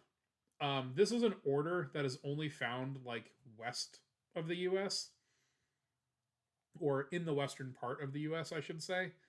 They're all over California in the springs because they oviposit in flowers. But I remember my first time finding one of these, which was after I moved to Arizona, so not super long ago. For snakefly this year. Oh, cool, Roxers. Yeah, they're not that common in Texas. So good find for sure. But these are Raphidioptera. There's only like 2 families in the U.S., so Raphidiids, right next to each other are fine. I do have the allure of them because they did have this mystery and mysticness of them for a long time. Of like, I've never seen one. That would be really cool. But now that I've seen them, they're still pretty cool. But I'm less like enamored with them, so I think B tier is fine. Fleas. This controversial probably. I think parasites are really neat. I think fleas are kind of cool. I don't wish to have them like on my animals, and I feel bad for animals that do have fleas on them, but physically I think they look kind of cool. I do have like a growing flea collection of non like dog and cat fleas, like cool wild fleas, like off of squirrels and rats and things like that. So I think fleas are cool. I like them slightly, but not like A tier enough. We're gonna keep them Hoppa B.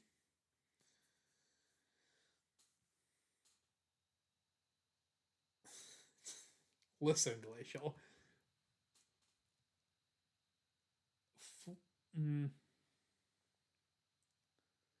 I would rather get the plague than Lyme disease.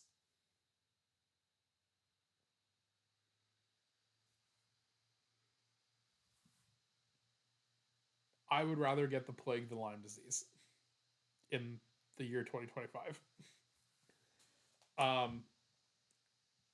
Ticks just feel super gross because there are so much disease. There is so much disease associated with them. Tortilla, we're still not at moths. We haven't gotten there yet. We're leaving them in can't rank, but I would put them in F. Ticks, there's a lot of disease associated with them. Fleas obviously also have that like historical stigma of that, but for whatever reason, not as bad to me. I kind of like fleas, so that's a B tier. Diptera, flies. It's a bug. Flies as a group I don't dislike necessarily, but as you'll see in a second here, there are certainly ones that I do actively dislike. Starting off strong, crane flies, D tier. They're a pain in the ass to mount because they always lose legs. People think they're giant mosquitoes when they're not. I know a guy that works on them, kind of a dick. That doesn't really have any bearing on them, but it does leave a bad taste in my mouth about the family. So, D tier, crane flies. Mosquitoes. Also D tier. I'm not going to extinct mosquitoes. And that might be controversial, but that's not the only controversial thing that's happened today. I'm not going to extinct mosquitoes. I think the biology is really neat. There are mosquitoes that feed on like the hemolymph or like whatever the blood component is in worms underground. There are some mosquitoes that feed on like amphibians exclusively. They also have a big disease problem, which is why they're pretty low in D tier. But they play such an important ecological role that I can't reasonably put them in extinct yourself. I will move them up though. I do.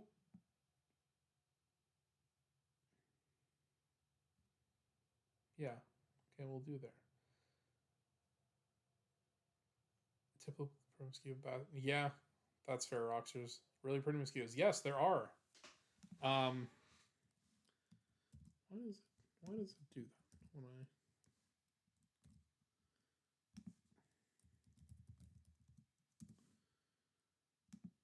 y'all ever fuck around with Sabethes?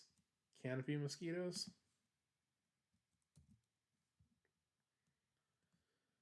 These guys, crazy. Big feather legs, blue, green, metallic. Pretty sizable, honestly, but Sabethes, very cool genus.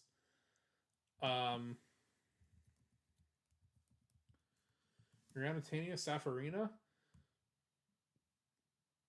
This is a cool one that I've actually collected. These are here in Florida. And Uranitania is one of the genera that like specifically feeds on amphibian blood mostly. And a different species, not sapphirina, but one of the other Uranitania is this one here, where they're feeding on worms and like leeches and shit, like below ground sometimes. So this is another very cool biology thing. I think mosquitoes have really, really fascinating biology, but I definitely understand why people don't like them. Toxorynchites, these are the elephant mosquitoes, and these are the largest ones that we have in the US.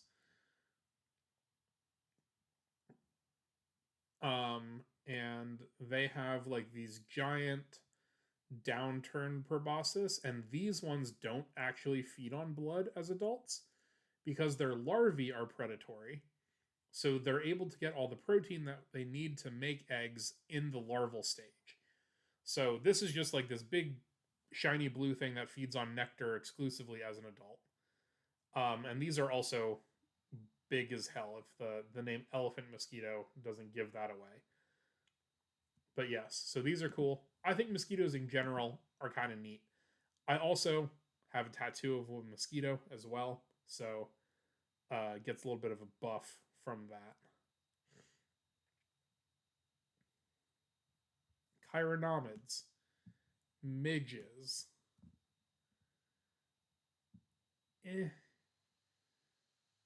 Not a ton to say about it. You don't commit to the bit like mosquitoes do. Fly around, get in my eyes. Don't like it. Black flies also bite. Don't want those. Soldier flies.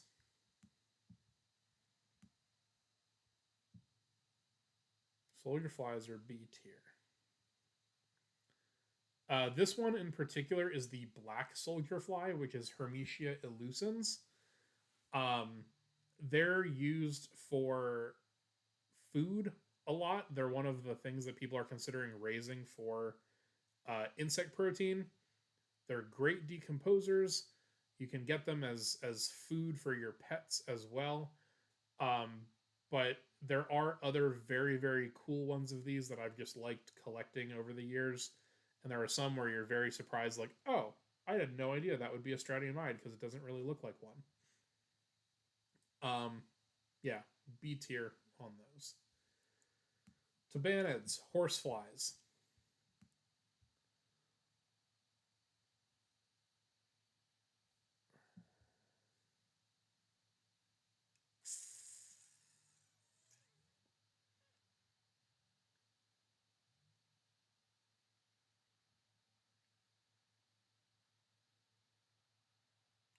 I'm gonna do another crazy thing right now.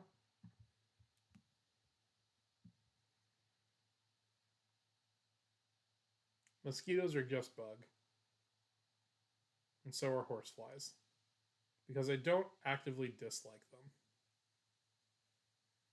I have to keep reminding myself that C tier is like average. And not like a I have little to no interest in. Tabanids, horseflies are cool because they get really, really big. They also blood feed, so again, maybe not great. It does hurt like hell when they bite. But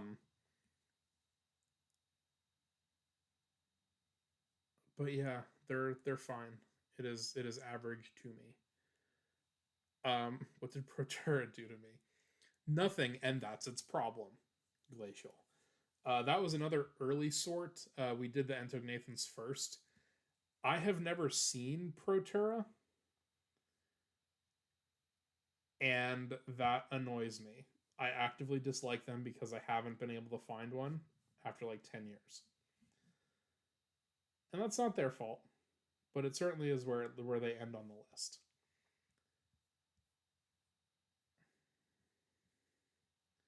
Acilids, robber flies, A tier bug. They got a funny mustache. They're predatory. They can mimic bees a lot of times, so cool. I think cool fly. Bombyliids, bee flies. Is bee fly? B tier bug. Again, nothing wrong with them. I don't generally like flies that much. So even B tier is pretty good on this. These two in particular have some fairly interesting members. There's a Pokemon called Cutiefly that's a Bombyliid. So like double points for that. We love Pokemon in this city, in this town, in this house.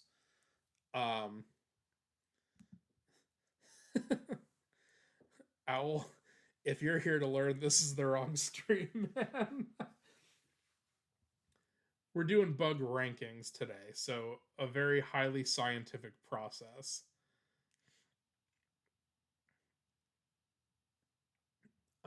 We're getting down towards the end of it, so we've got like the rest of flies to go through, and then moths and Hymenoptera. So we're kind of averaging them out, and I'm going to then do a lot of moving around within the tiers because I don't like where some of my things are sitting at the moment. I have to pee, so I'm going to play this again while I run to the bathroom real quick.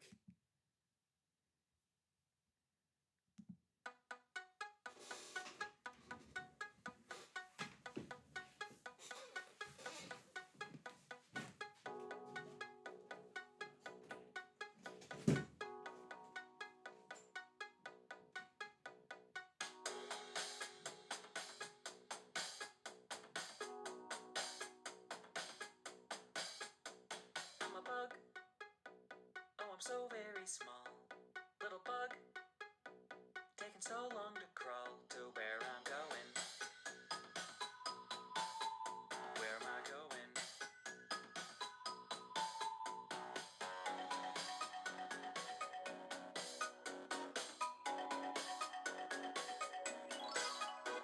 In your home. Oh, it's so very warm. All alone. So I'll go get my swarm and we'll get growing. Yeah, we'll get growing.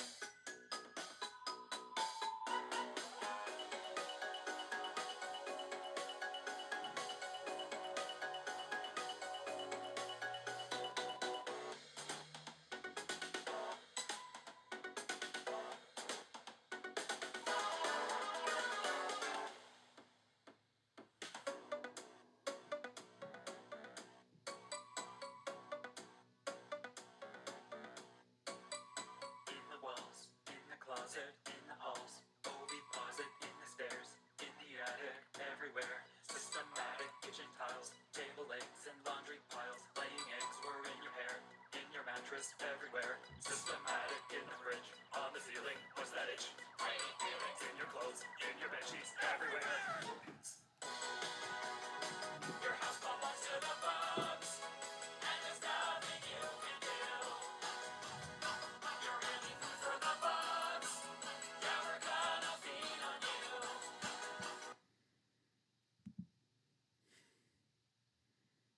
you. Excellent. We're keeping that. I like that.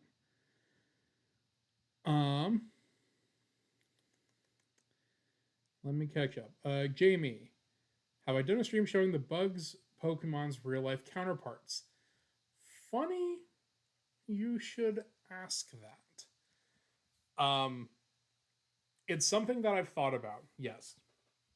There's a really good paper that an actual WASP taxonomist made a couple years ago that shows all of that stuff. I thought it would be fun to have a card of the Pokemon with the real life counterpart. So I do have a stack of cards that is like, yes, these are the bug types, and I have a drawer set aside of specimens that correspond. I haven't done it yet, but definitely something that I could do.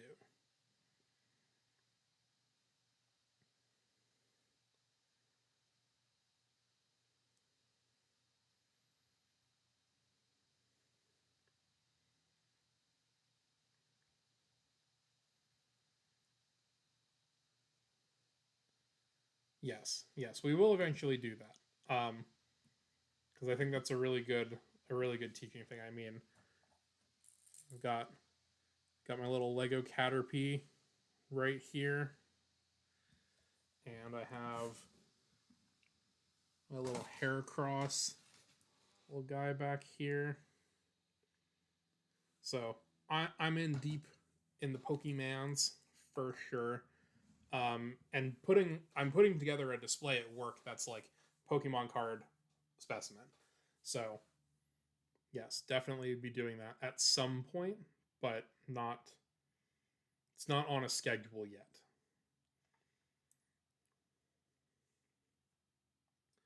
Syrphids, hoverflies. Middle of the road. Just a bug. Tephridids, which are the patterned wing fruit flies. Just a bug. Drosophila, the regular fruit flies. Those are D tier.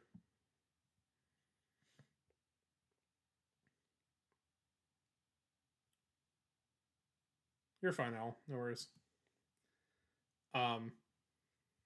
So Tephridids are the true fruit flies, and they get a better ranking because they often will have these like wing patterns that I think them make more interesting. Drosophila are the model organisms. Limno. Oh, we're in an ad. I'll hold for just a second. Or for 20 seconds.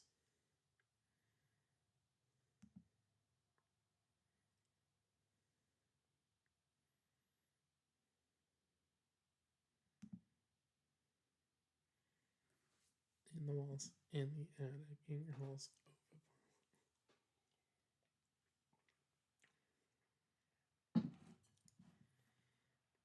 Tell secrets during ads. That's how you get people to subscribe, right? You gotta do the important stuff during the ads so they can't miss it. I try to be nice and not say anything important during the ads. But that hurts my subscription rates, I think. But it's fine. We're not in this for that. Ad over. Okay, cool, Femto. Thanks. Limno Luna, Archosophila model organisms. Points for being science bugs. I see what you're saying. That's a valid take. I just still don't really care.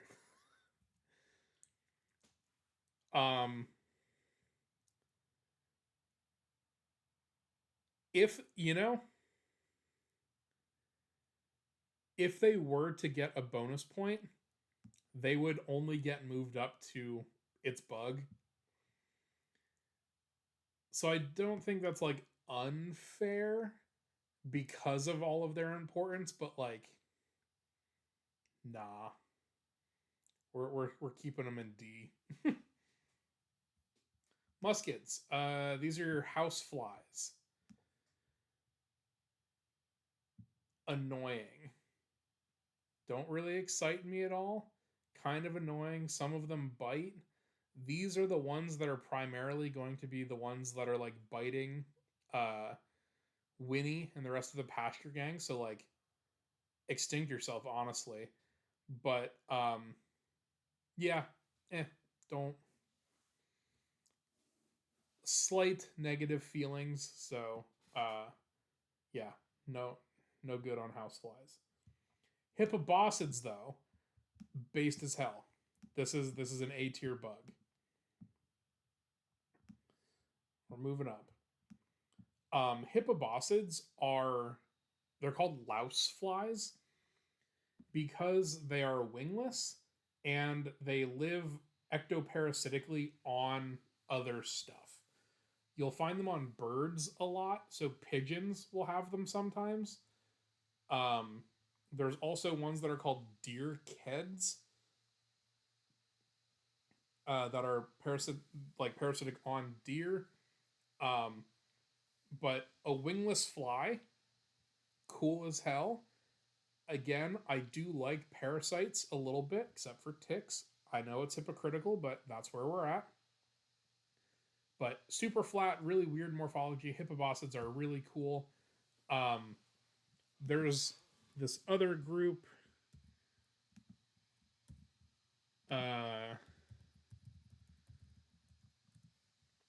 Nycterobiids, which are related to hippobosids, but these are bat flies specifically.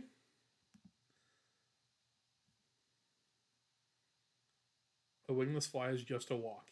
There are flies that I call fly if I can't walk. Yes. Good joke, everybody. Good joke. Looks like a spider tick. It kind of does. But yeah, so this is the face of a bat, and this is the bat fly, and I just think this is like the most phenomenal photo that's ever existed. Um, so these are related to Hippobosses. It's the same superfamily, but this is cool. I think this is neat. Like wingless parasitic flies, I think are really, really cool. But yes, there are flies that can't fly, and that would make them a walk. That joke has like, I would say less than a 50% success rate of getting laughs out of my students. I've said that joke in probably 8 different entomology classes that I've taught over the years, and it is almost always met with groans rather than actual laughter. Which arguably makes it a better joke, but yeah, that's out there. Hippoboscids, A, love that. Get new students. I try, Jamie. I try. Every year I get new ones. Actually, that's usually how it works. But they still don't like it. Caliphorids. These are like the shiny metallic ones that are like around dog poop and garbage. Um,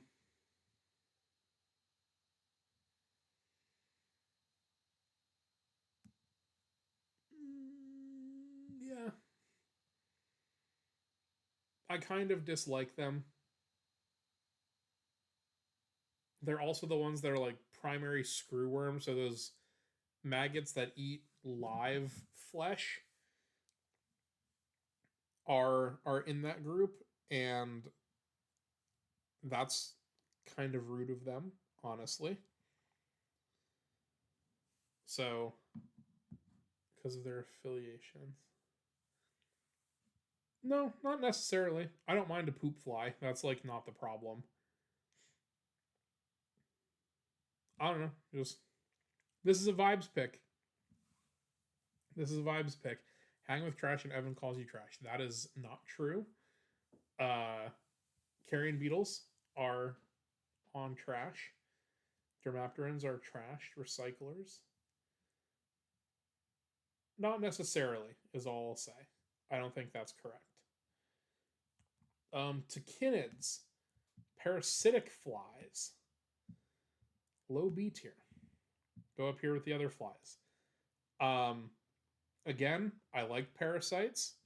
These ones are parasites of other bugs, so they'll lay eggs like on the forehead of like a leaf-footed bug or something.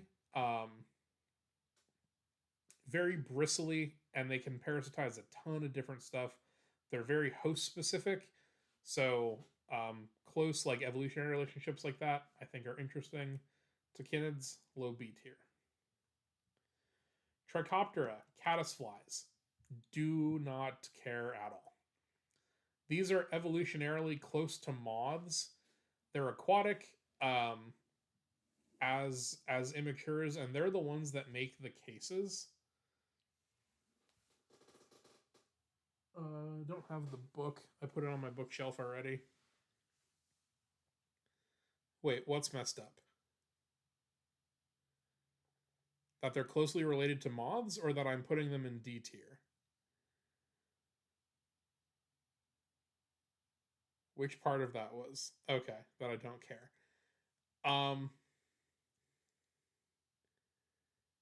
I will say, if this was a caddisfly larva, it would probably be B tier. Since this is adult caddisfly, D tier for sure. The case making is really, really cool. And that is, in fact, how they spend most of their time. Adult caddisflies just do not do anything for me. if we need to average that out to put caddisflies at just a bug because of the larva, I I could I would be okay with that argument. Um, but for now, adults shall stay in D tier. All right, easy,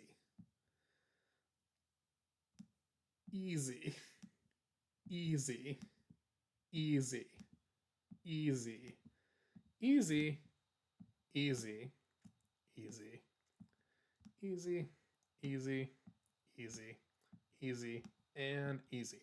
Moving on. Suricids.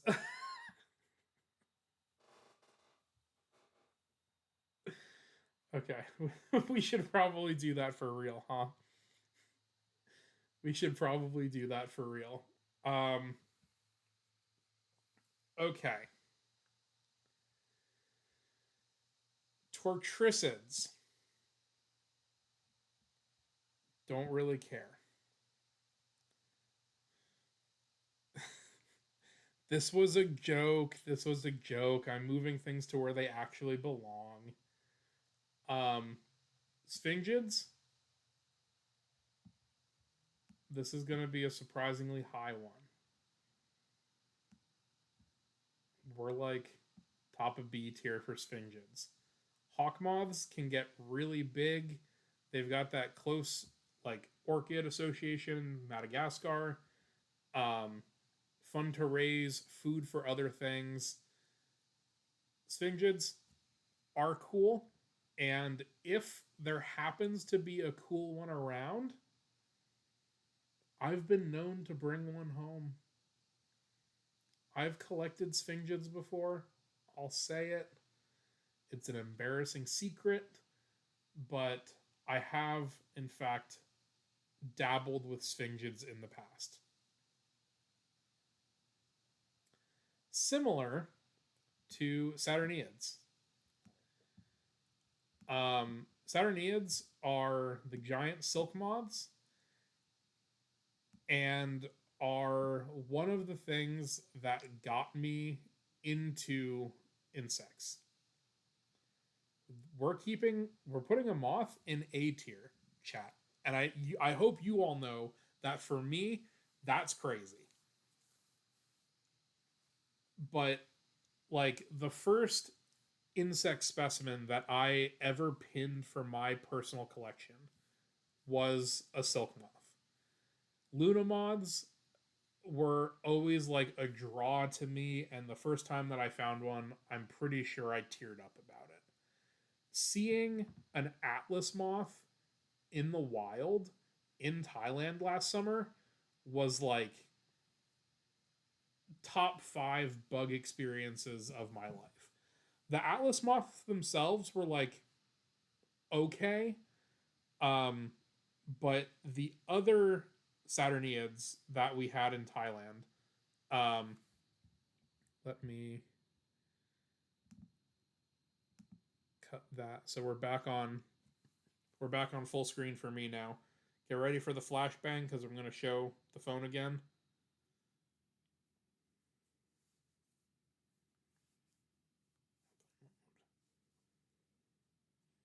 Ah, shit, I can't do that, can I? Because you have to look at that. Luna moths were rated for Skyrim. Honestly, valid. So these were the same genus as Luna moths, but these were the ones that we saw in Thailand. This is called a comet moth. And seeing that thing fly around and like seeing that as a real bug and a real animal that exists in this world like blew my damn mind.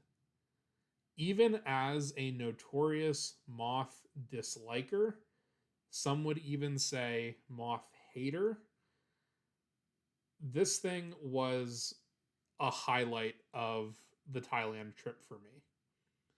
And not only that, there was a second species of Actius. Color on this one's not coming through as well, but like another green and pink, kind of similar to our Luna moth. And then yet a third species of Actius in Thailand. So those three, I just like, I can't believe that that is a real thing that exists on the same planet that I do. And like I said, even as a notorious disliker of all things butterfly and moth, um, those things were phenomenal. Ophelia, you said how big it is. Here it is next to my hand.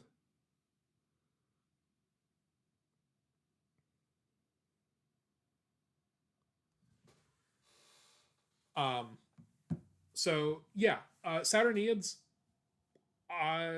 based honestly, like very very very cool family. I used to raise Lunamoth and a bunch of other caterpillars in undergrad, which is something that I'm hopefully going to start again next year when its season comes around again. So maybe we'll see some live caterpillar stuff on stream every now and again. Sort of like with the ants, I'll just show you guys the caterpillars every so often. But Saturniids are just a gorgeous family. I love them, even as a notorious lep hater. Uh, giant silk moths are like excellent. You're back on that screen now? Okay, yes. Physical embodiment of whimsy. I like that a lot. Yeah. Pyralids. Don't care. We saw one of these on Chat Chats last week.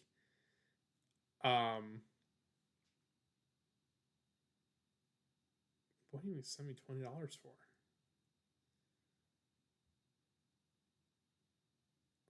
I don't know. It's fine. Pyralids, they're okay. They don't bother me, but they're kind of like, whatever. They're not usually a very pretty moth. The snout is cool, but they're not like super visually striking. I'm okay in D. I don't.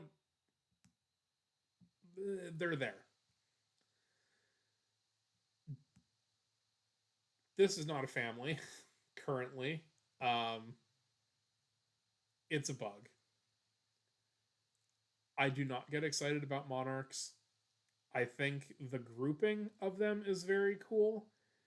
And I think that if I saw the overwintering monarch thing in Mexico, I would probably have the same incredibly emotional reaction that I did to having the cicadas. It's just one of those like natural phenomenon things that you can't really appreciate until you've seen it in person.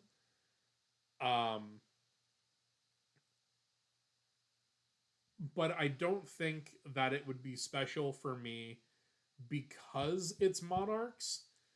I think that would just be cool to see that many things together in one place.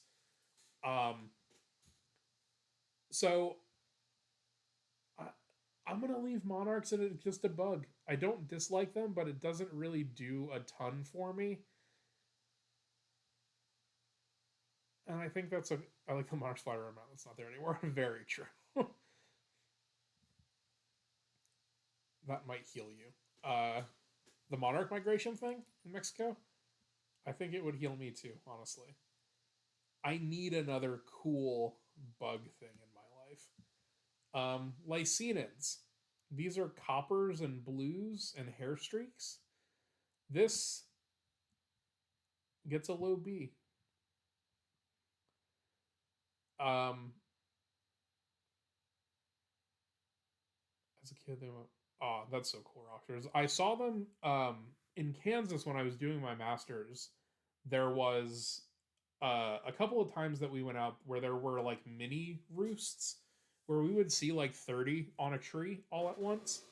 Um, and yeah, it was pretty cool. I would love to see like thousands and thousands of them all at once. I think that would be even cooler. Um, but yeah, monarchs in general, just like they don't really do it that much for me. Hair streaks, on the other hand, these little guys are metallic. They have little tails. Yes, Rockstars, you're getting right ahead of me. They're called hair streaks because they have these little tails off the back end of their body, on the end of their wings, that they will like twist back and forth like this. And so it looks like they're attenuating. So like their antennae are on this side, the hair streaks are over here. And so they're both doing this when it's sitting. And so that way predators will go for the tail end and let the butterfly fly away if they try to go down and eat it. These are also the little blue butterflies. So like the Xerces blue, which was the first insect in the US that we know of to go fully extinct. The namesake of the Xerces Society that does a lot of really good insect conservation is named after a lycaenid. They have these really cute black and white ringed antennae. So I'll give them a low B tier. Pierids, the yellows and the whites, they're okay. It's a bug. I don't really dislike them, but it's a bug. Skippers.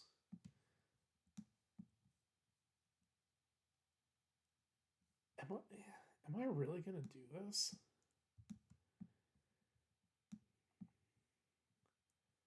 Am I really gonna have 4 moths in B tier?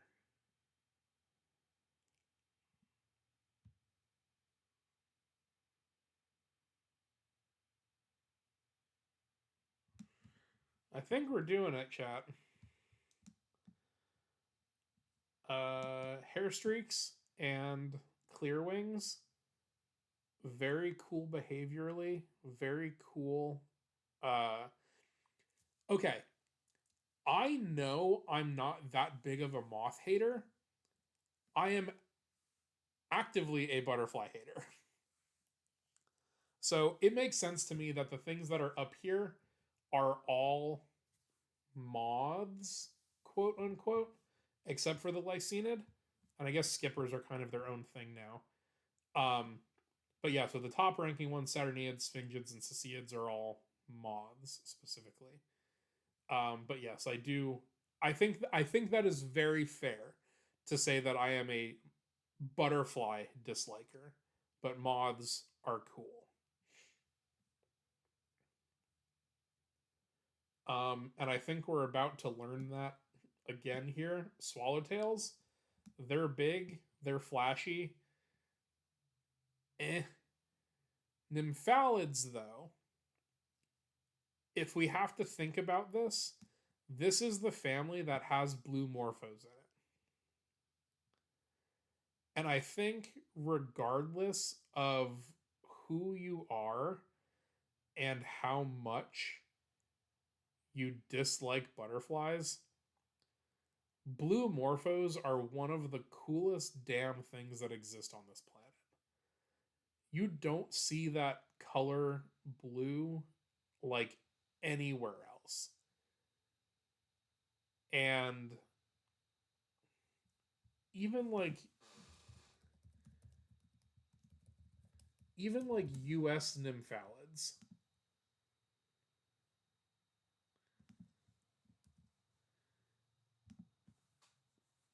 there's some cool stuff in here, like the leaf mimics, the dagger wings. Your monarchs are in this group in most things, but on the tier list it was separate. The snouts, the admirals, the Arizona Sister is in this group, which I really liked. I always liked this guy, the Adelphas.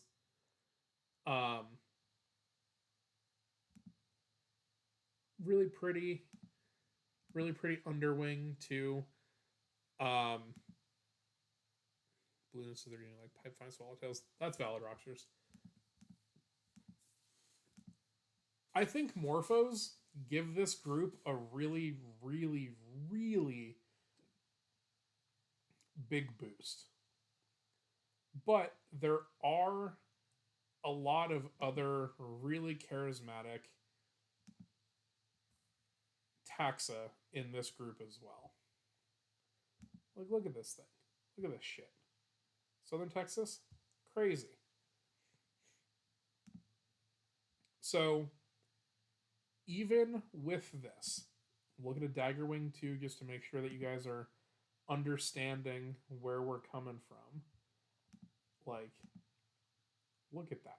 That's crazy. I am going to move Nymphalids into B tier.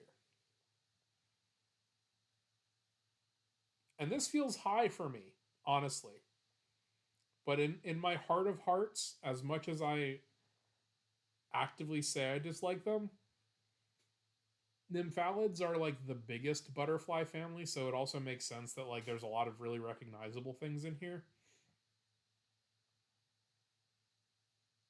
It gets a slightly above average grade. That is my decree as the streamer, as the entomologist. They're going to stay in B. Erebids. These are your like tiger moths and things. These definitely go higher than either of the butterfly groups.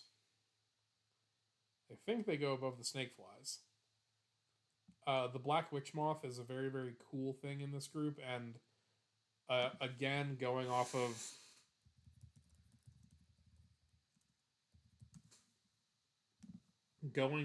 of the current taxonomy of this group, some of the things that I used to like in the group are no longer in this group. Right now, Erebids are kind of boring. But it did used to include the Arctiids. Where the fuck did the Arctiids go? The moth people are moving stuff around too much. I don't really know what's happening. But Erebids have cool things in them. Oh, here they are. Okay. I was looking at the wrong thing. So these are all Erebids now too. The Arctiines, the tiger moths and things,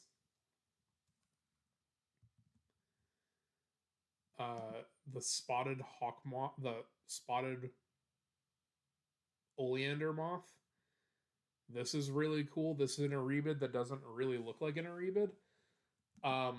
So even though Erebids in general are generally kind of drab, there are a lot of ones that are not. And it's a really big group that includes a lot of stuff. So Erebids are a B tier. Some of them also seem to have actively changed families in the last few years. Yes, definitely. There's been a lot of moving around within Lepidoptera systematics recently. I don't think all of it is good. I think some of the moves that have been made need to get looked at again. But yeah, we used to just kind of group things together and we just assumed for a very long time that's how things were. And now with like more DNA evidence and things moving around, we unfortunately have to relearn a bunch of names. And like having Danaids, whatever, the monarchs out, I don't think that's valid. I'm pretty sure those are within Nymphalids, and that's like pretty well accepted. So this is an older tier list. I don't remember. Oh, it was last modified in March. Well, whatever list they're going off of, you know. Okay, we're getting there. We're getting there. We're getting there. We're getting there. Hymenoptera. B tier. And again, I'll move things around within the tiers later.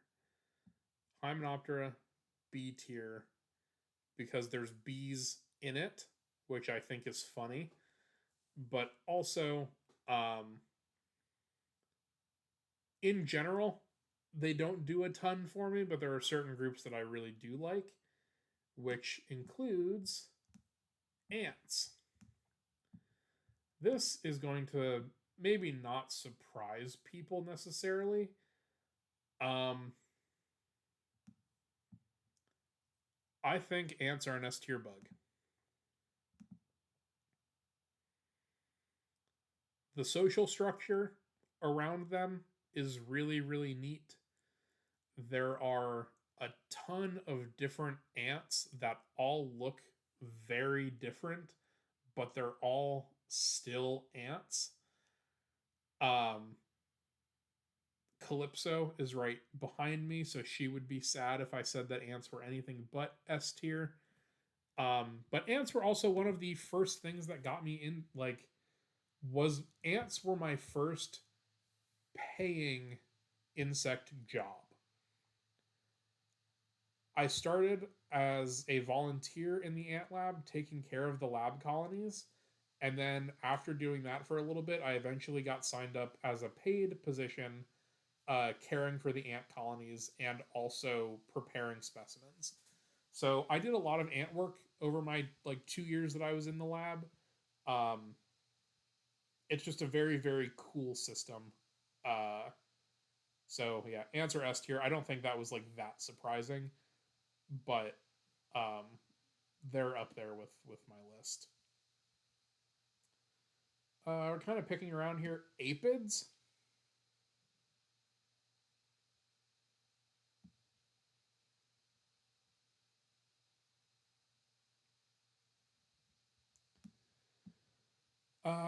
What do I do with Lepidoptera?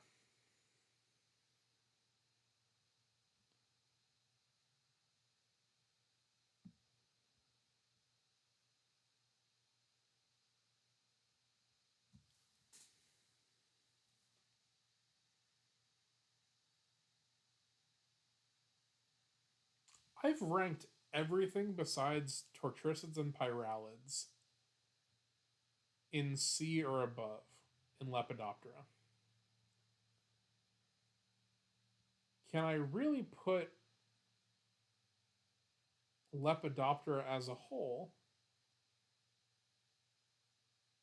in D tier when everything else has been ranked higher?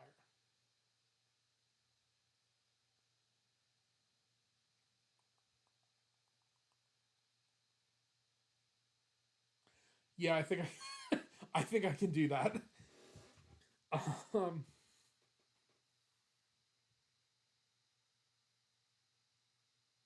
I'll leave that there. Apids F tier. Yeah, I think that's correct. Bumblebees. I love a good bumble. I love a good carpenter. This picture is specifically of the European honeybee, and we do not support honeybees on this stream. Honeybees are domestic livestock. They don't need saving. Trying to, quote, save the bees while working with honeybees is like trying to save bald eagles and raising chickens because of it. I hate honeybees. I love honey, which, again, hypocritical of me, probably. I do love honey. I hate how much attention and forethought that honeybees get compared to everything else. I do really like bumblebees, and I do really like carpenter bees. So I may, on that alone, move it up to the bottom of D tier. But that's as far as I'm going. How do I feel about black soldier flies? Pretty good. They're in B tier, I think. I think I put them in B tier. Yeah, Stratomyids, right here. I talked about how they're good decomposers, how they're good food sources. Like, those are one of the things that they're pushing people to eat, like as an insect protein source. They're good for feeding animals, breaking down and helping with decomposition of things.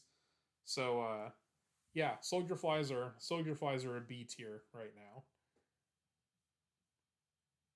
We just got here. Well, welcome in.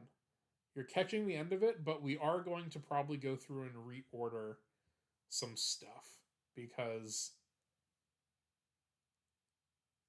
I've come up with conflicting thoughts as I've been here for 3 hours now. Coletids, the cellophane bees, don't really care. Megachilids, the leafcutter bees, B tier. Halictids, sweat bees, also B tier.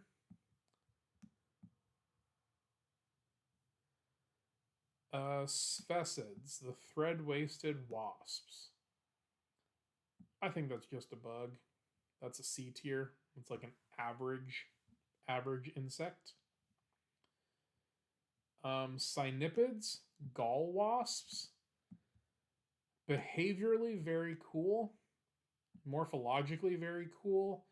The fact that you can oftentimes identify them by the shape of their gall, very cool. All that being said, kind of just a bug. Kind of just a bug for me. All of those things that I listed, I do think are interesting for the group, but my personal feelings towards the group are not elevated really at all. So I'm fine keeping that in C tier. C for cynipids. Tenthrodinids, these are sawflies. I think that's just a bug, too. Cericids, though. These are your horntails. That's B tier. They have this like super strong ovipositor to lay eggs in beetle larvae that are like under the tree bark. So I think that's pretty neat. My leafhopper ranking. I think those are in high B tier. Cicadelids, these are the leafhoppers here. Glacial are a high B at the moment. That might be one of the groups that moves around. One of beef. Good. I'm glad. Favorite bees are Australian native stingless bees. I don't know if the US has any stingless bees though. We do. The orchid bees. So in South Florida,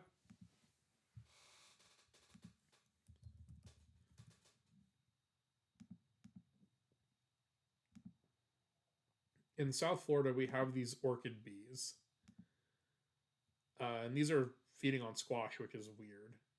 But yeah, orchid bees in general are stingless. So we only have the one in the US, but it is a wonderful, wonderful looking bee. So these get up there, and this is this is also an apids. Yeah, okay. I'm gonna have to leave. Did I take it out already? Okay. I'll leave this in D tier. Because, man, honeybees really, really drag down my opinion of this group. But carpenter bees, bumblebees, orchid bees are all kind of based. And I would move those all individually higher. But honeybees are really, really dragging this down. So we keep them in D, but I'm not thrilled about it. Ichneumonids. Parasitic. Long ovipositors. Kind of cool group. Leave those in B tier. Mutilids. This is an A tier bug.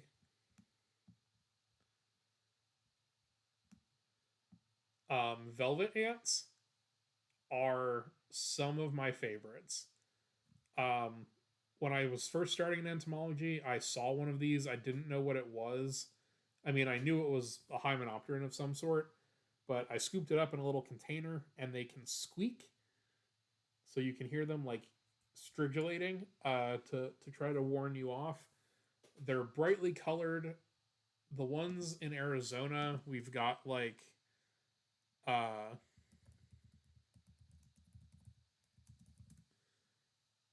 you've got this guy, the super fuzzy, like really fluffy Desmutilla gloriosa. So this is another excellent bug. So velvet ants in general are pretty high. I'm going to keep them in A tier. And then our last, I think before the reorder, are vespids, which are your like paper wasps and potter wasps. And I think those also get a B tier. Sociality's cool. I like the fact that you can give them colored paper and you will get like a colored nest out of it. They're one of the primary hosts for Strepsiptera, which is cool. They do sting and they do hurt when that happens, so maybe that's why they get to stay where that is. But that's a B tier. Okay. So here is the list currently. S tier, we've got carabids, obviously. Beetles, also pretty obvious. Insects as a whole, awesome. Earwigs, assassin bugs, fireflies, springtails, and ants.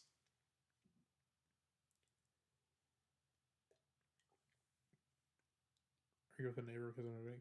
Oh, that's sick, Roxers.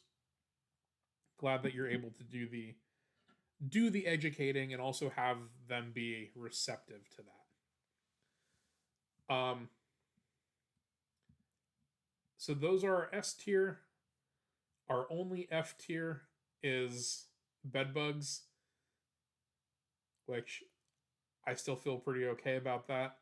And then these four we can't rank because cercopids, this is the wrong picture.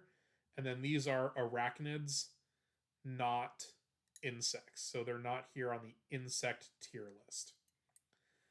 Now, let's start back up at A tier and see what I want to do about this.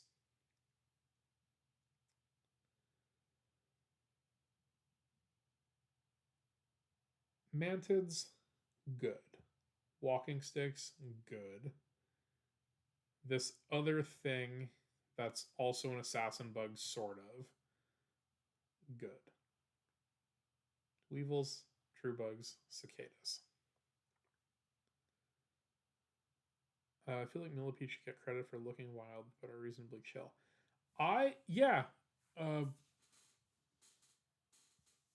Is Blipart okay? What do you...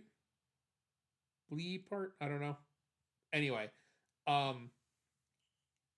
mentioned this because, like, with the ticks and the mites, I'm going to do a non-insect tier list.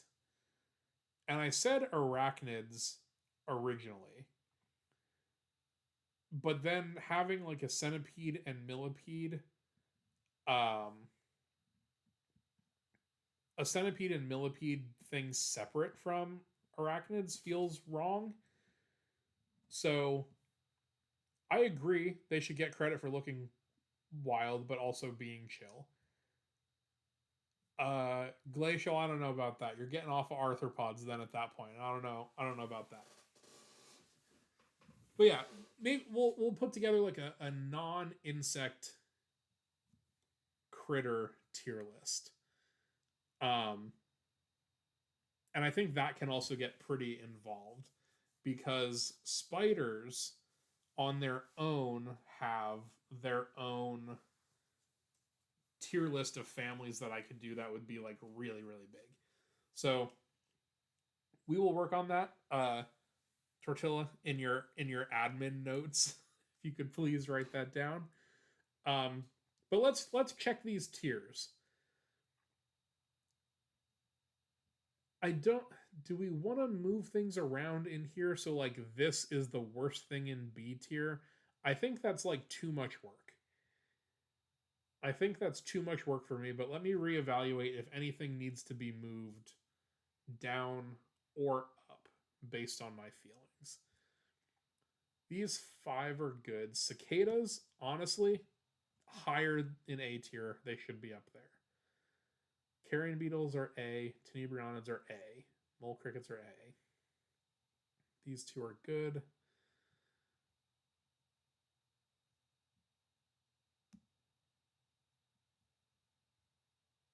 Water scorpions are getting moved.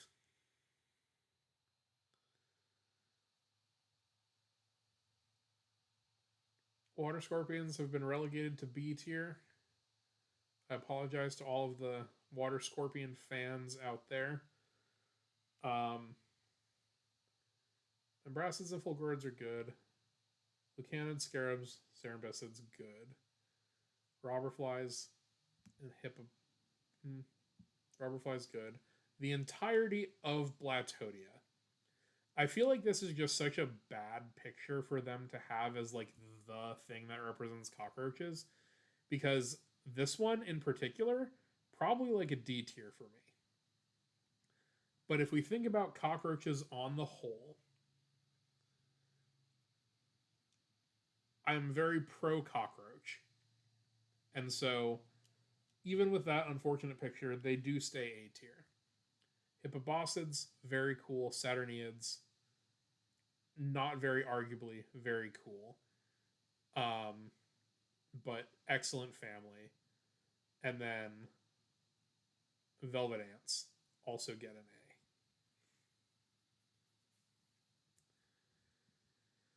A. Sphingids, top of B. I can get behind that. I do think they're cool. I think there might be an argument to move this up, but I don't know if I could have 2 Lepidopterans in A tier and still keep my street cred. Good, good. Oh shoot, I can't see. Thank you for the follow. Thank you for the follow. Welcome in. I'm sorry I couldn't see it on the tiny screen.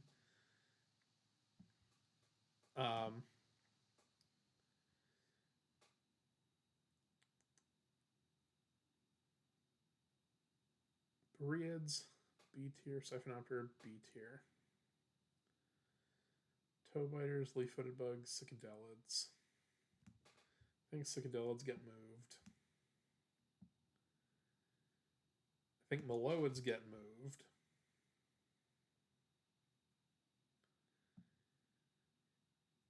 Corixids, loud penis, so we like that. Tingids look like lace, we like that. These jump, this is good, this is good.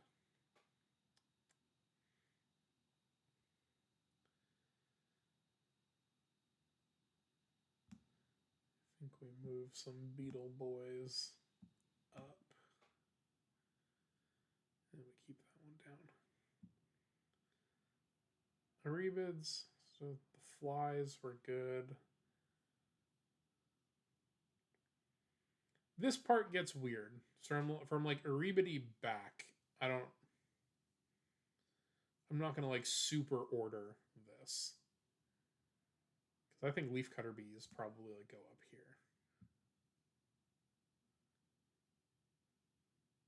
This is too much thinking. This is too much thinking to agonize over the decisions that need to be made here. So we just won't do that. Okay. C tier, its bug means it's perfectly average. I don't really have strong feelings one way or another.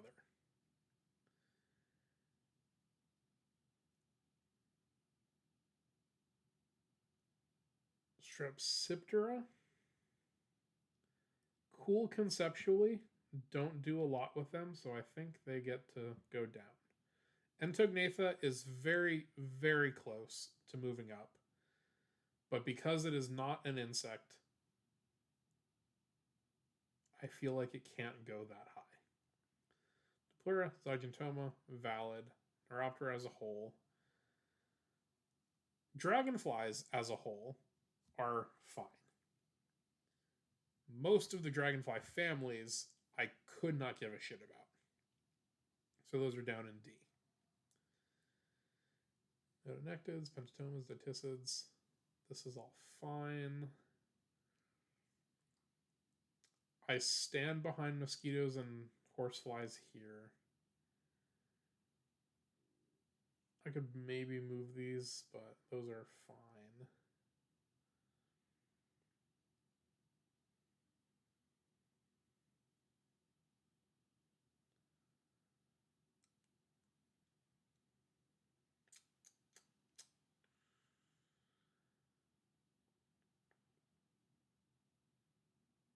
I think I can leave this here. This is a real thinker at the moment. Because, like I said, everything except for these two that is on this table right now go higher.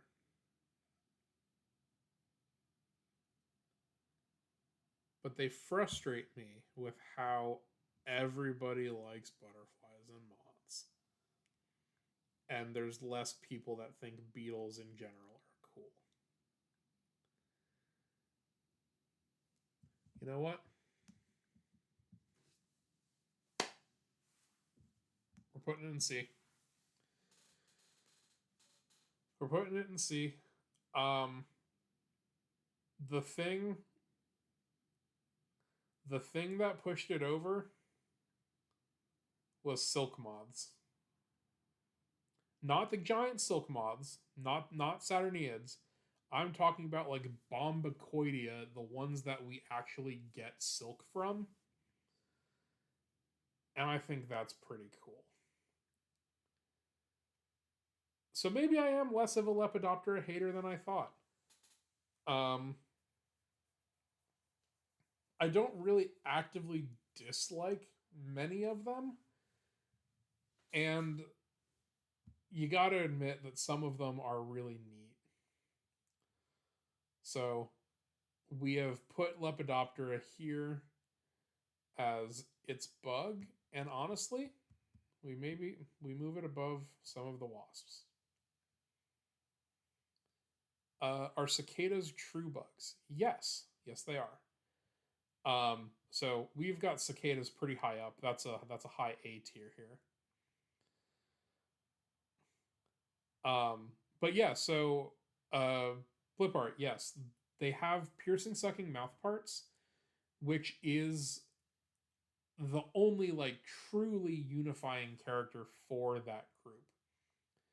Because cicadas used to be in a group called Homoptera, which means same wing, whereas currently they're in Hemiptera, which means half wing. Because things like Bellistomatids here, the front half of the wing is like leathery, and the hind part is membranous. This used to be a separate order from cicadas, but they're the same thing now.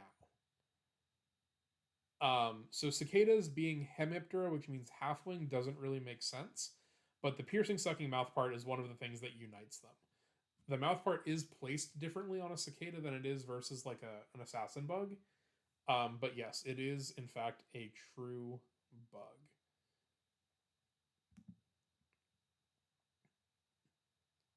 Monochrome, what is up? Welcome in. Thanks for joining. Can you remind me what true bug means again? Yes, absolutely. Um, so all bugs are insects, but not all insects are taxonomically bugs. Thank you for the follow. Um, so in general terms, and I've been saying this all night, C tier is even named it, it's bug. Bug to me is a general term that is applied to any sort of creepy crawly thing. Taxonomically, a true bug is the order Hemiptera. So if I'm talking about aphids or scale insects or cicadas or leafhoppers or assassin bugs, all of those are true bugs. Um, and I will use that if I'm specifically talking to like other entomologists about it.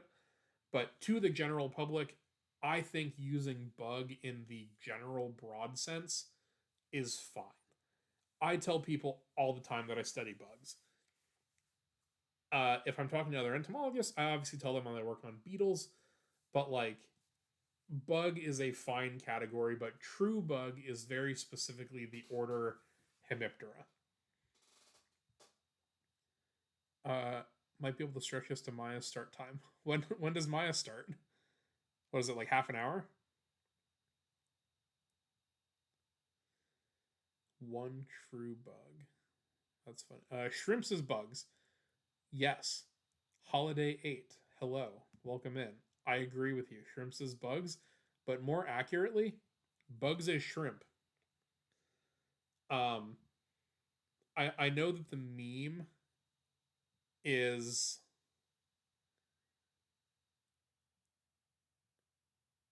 okay. Maybe not.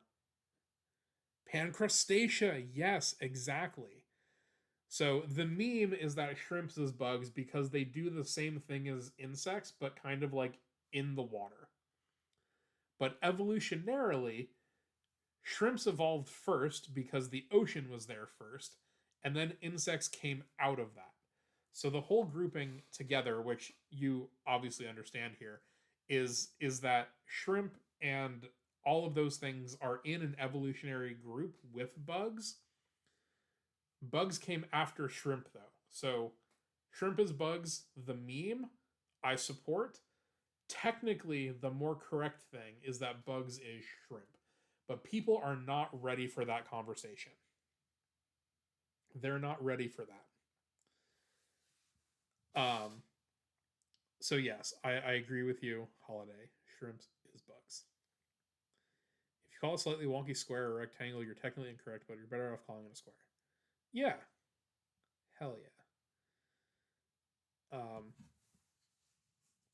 Arthropods, yes. Jointed legs and exoskeletons. That's what unites all of them. C tier. It's bug, meaning that I don't have any strong feelings one way or another. It's just kind of there. C tier is it's average, not that it's below average.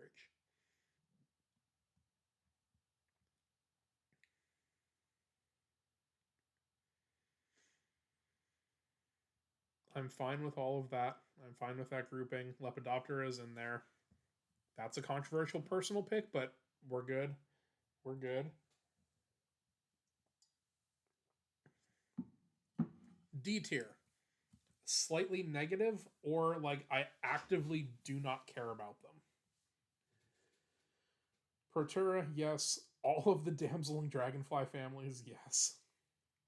Ephemeroptera, stoneflies, plant bugs, seed bugs, aphids. Black bean diving beetles. Huh? This is where the diving beetles are, like the aquatic beetles are here. What are the black bean ones specifically? I would think black bean ones would refer to gyrinids, which are the ones that are like on top of the water. And I do like those more. Those are up in B tier. Is it? Yeah, hydrophilids. Okay. Yeah, I think they're just bug. Some of them are kind of interesting, but overall the family doesn't do a ton. Doesn't do a ton to drag me in. Plant bugs, seed bugs, aphids, scale insects. Nothing for me. Thrips, no. Green lacewings, not really. Ladybugs, this is a controversial. A lot of people like ladybugs. I actively dislike ladybugs, so that's perfect for me. A lot of flies. A lot of flies in D tier.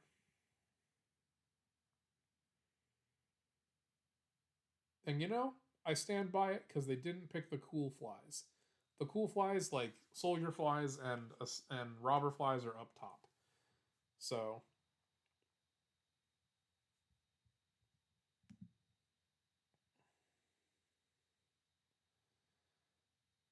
crane flies makes you sad, but I understand. I'm sorry, Roxers. I appreciate your understanding though in this tough time. Toddlers like ladybugs. Exactly, Tortilla, they do. Thrips are sick. Eh. Eh. I don't think they're that sick. Lots of flies down here, that's fine. Trichoptera, caddisflies. Do I want to move those?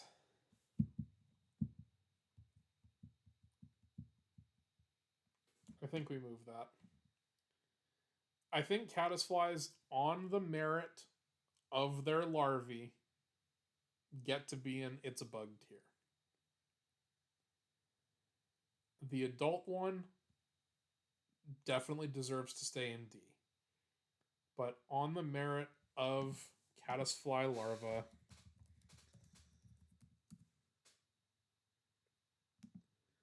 for those of you that aren't familiar with this, they make these cool little stone cases out of things. Some of them make like log cabins. You can put them in with like precious stones and they make really cool pearl and gold jewelry. So just based solely off of like this is what the larvae do, I moved caddisflies up to bug tier. The larvae really do carry in this instance because the adults do not do a damn thing for me. But the larvae are pretty cool. Two boring moth families down here. I think that's fine. Cellophane bees. Apids. This is another one that I feel is probably a little contentious. Because there are so many cool things. Carpenter bees, bumblebees, orchid bees. But honeybees, which is what the photo is of specifically, really does a disservice to this group.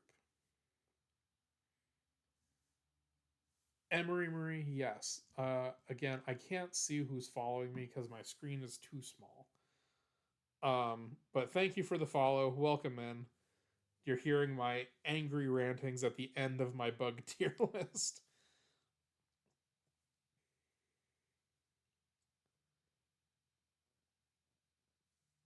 Can I see my things, please?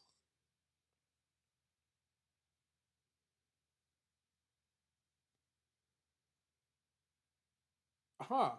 Okay. Great. I missed a couple of you. I missed a couple of people. Clumsy365, if you're still here, thank you for the follow. Tibio Tibby, you're still here. Thank you. Thank you. Holiday, Monochrome, Clean Bean 32. That's who just came in.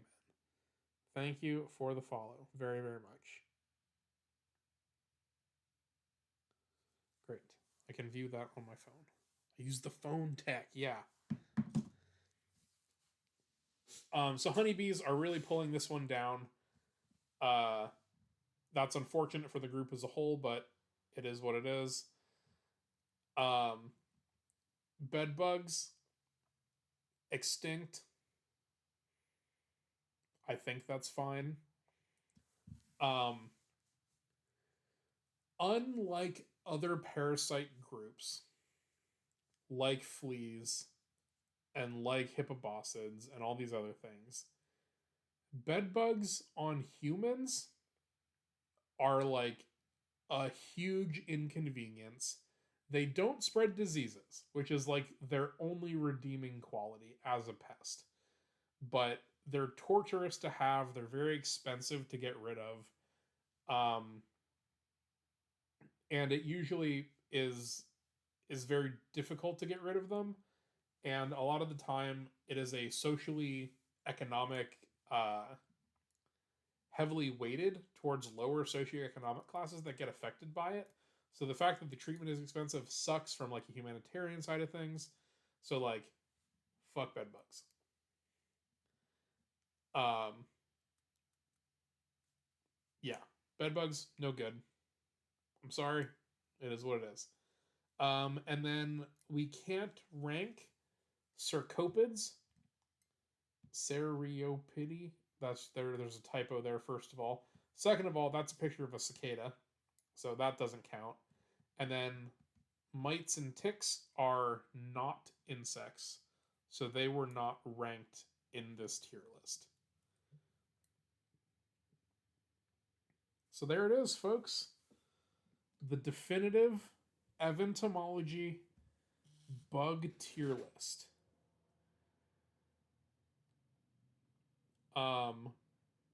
I will save this so I can put it in Bugcord, so everyone can have my thoughts. But just a quick 3.5 hours going through everything. Swap over. We'll save that. And I would like to. Who live? Who's live? Down the yeah, it's going in the Discord for sure.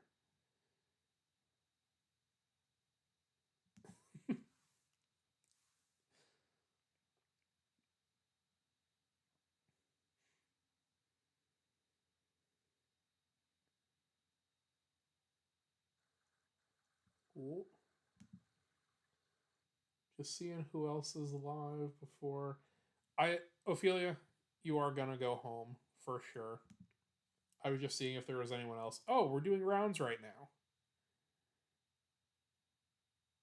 People are in chat. So, a pie and cake, brownies, mac and cheese during the stream. Wow. Store bought, you had a lot of time to bake. I had a lot of time to rank bugs. All right, y'all. Thank you very much for hanging out and doing this with me. That is the definitive tier list. So if anybody asks, you can show them that. We will be back Wednesday with pre-chat chats, even though it's the night before the holiday. I'm still gonna stream, so we'll be able to do that. So yeah, I shall see you on Wednesday for pre-chat chats and our getting back into the Beetle ID section. So thank you all, the new followers and resubs and everything. I super, super appreciate it. There are things in the works to improve stream in the coming months. So stay tuned for that, and hopefully I'll see you guys next time. Bye, y'all. Sending you to Alveus. Good night, everyone. Thank you, thank you, thank you. I'll see you on Wednesday. Bye, everyone.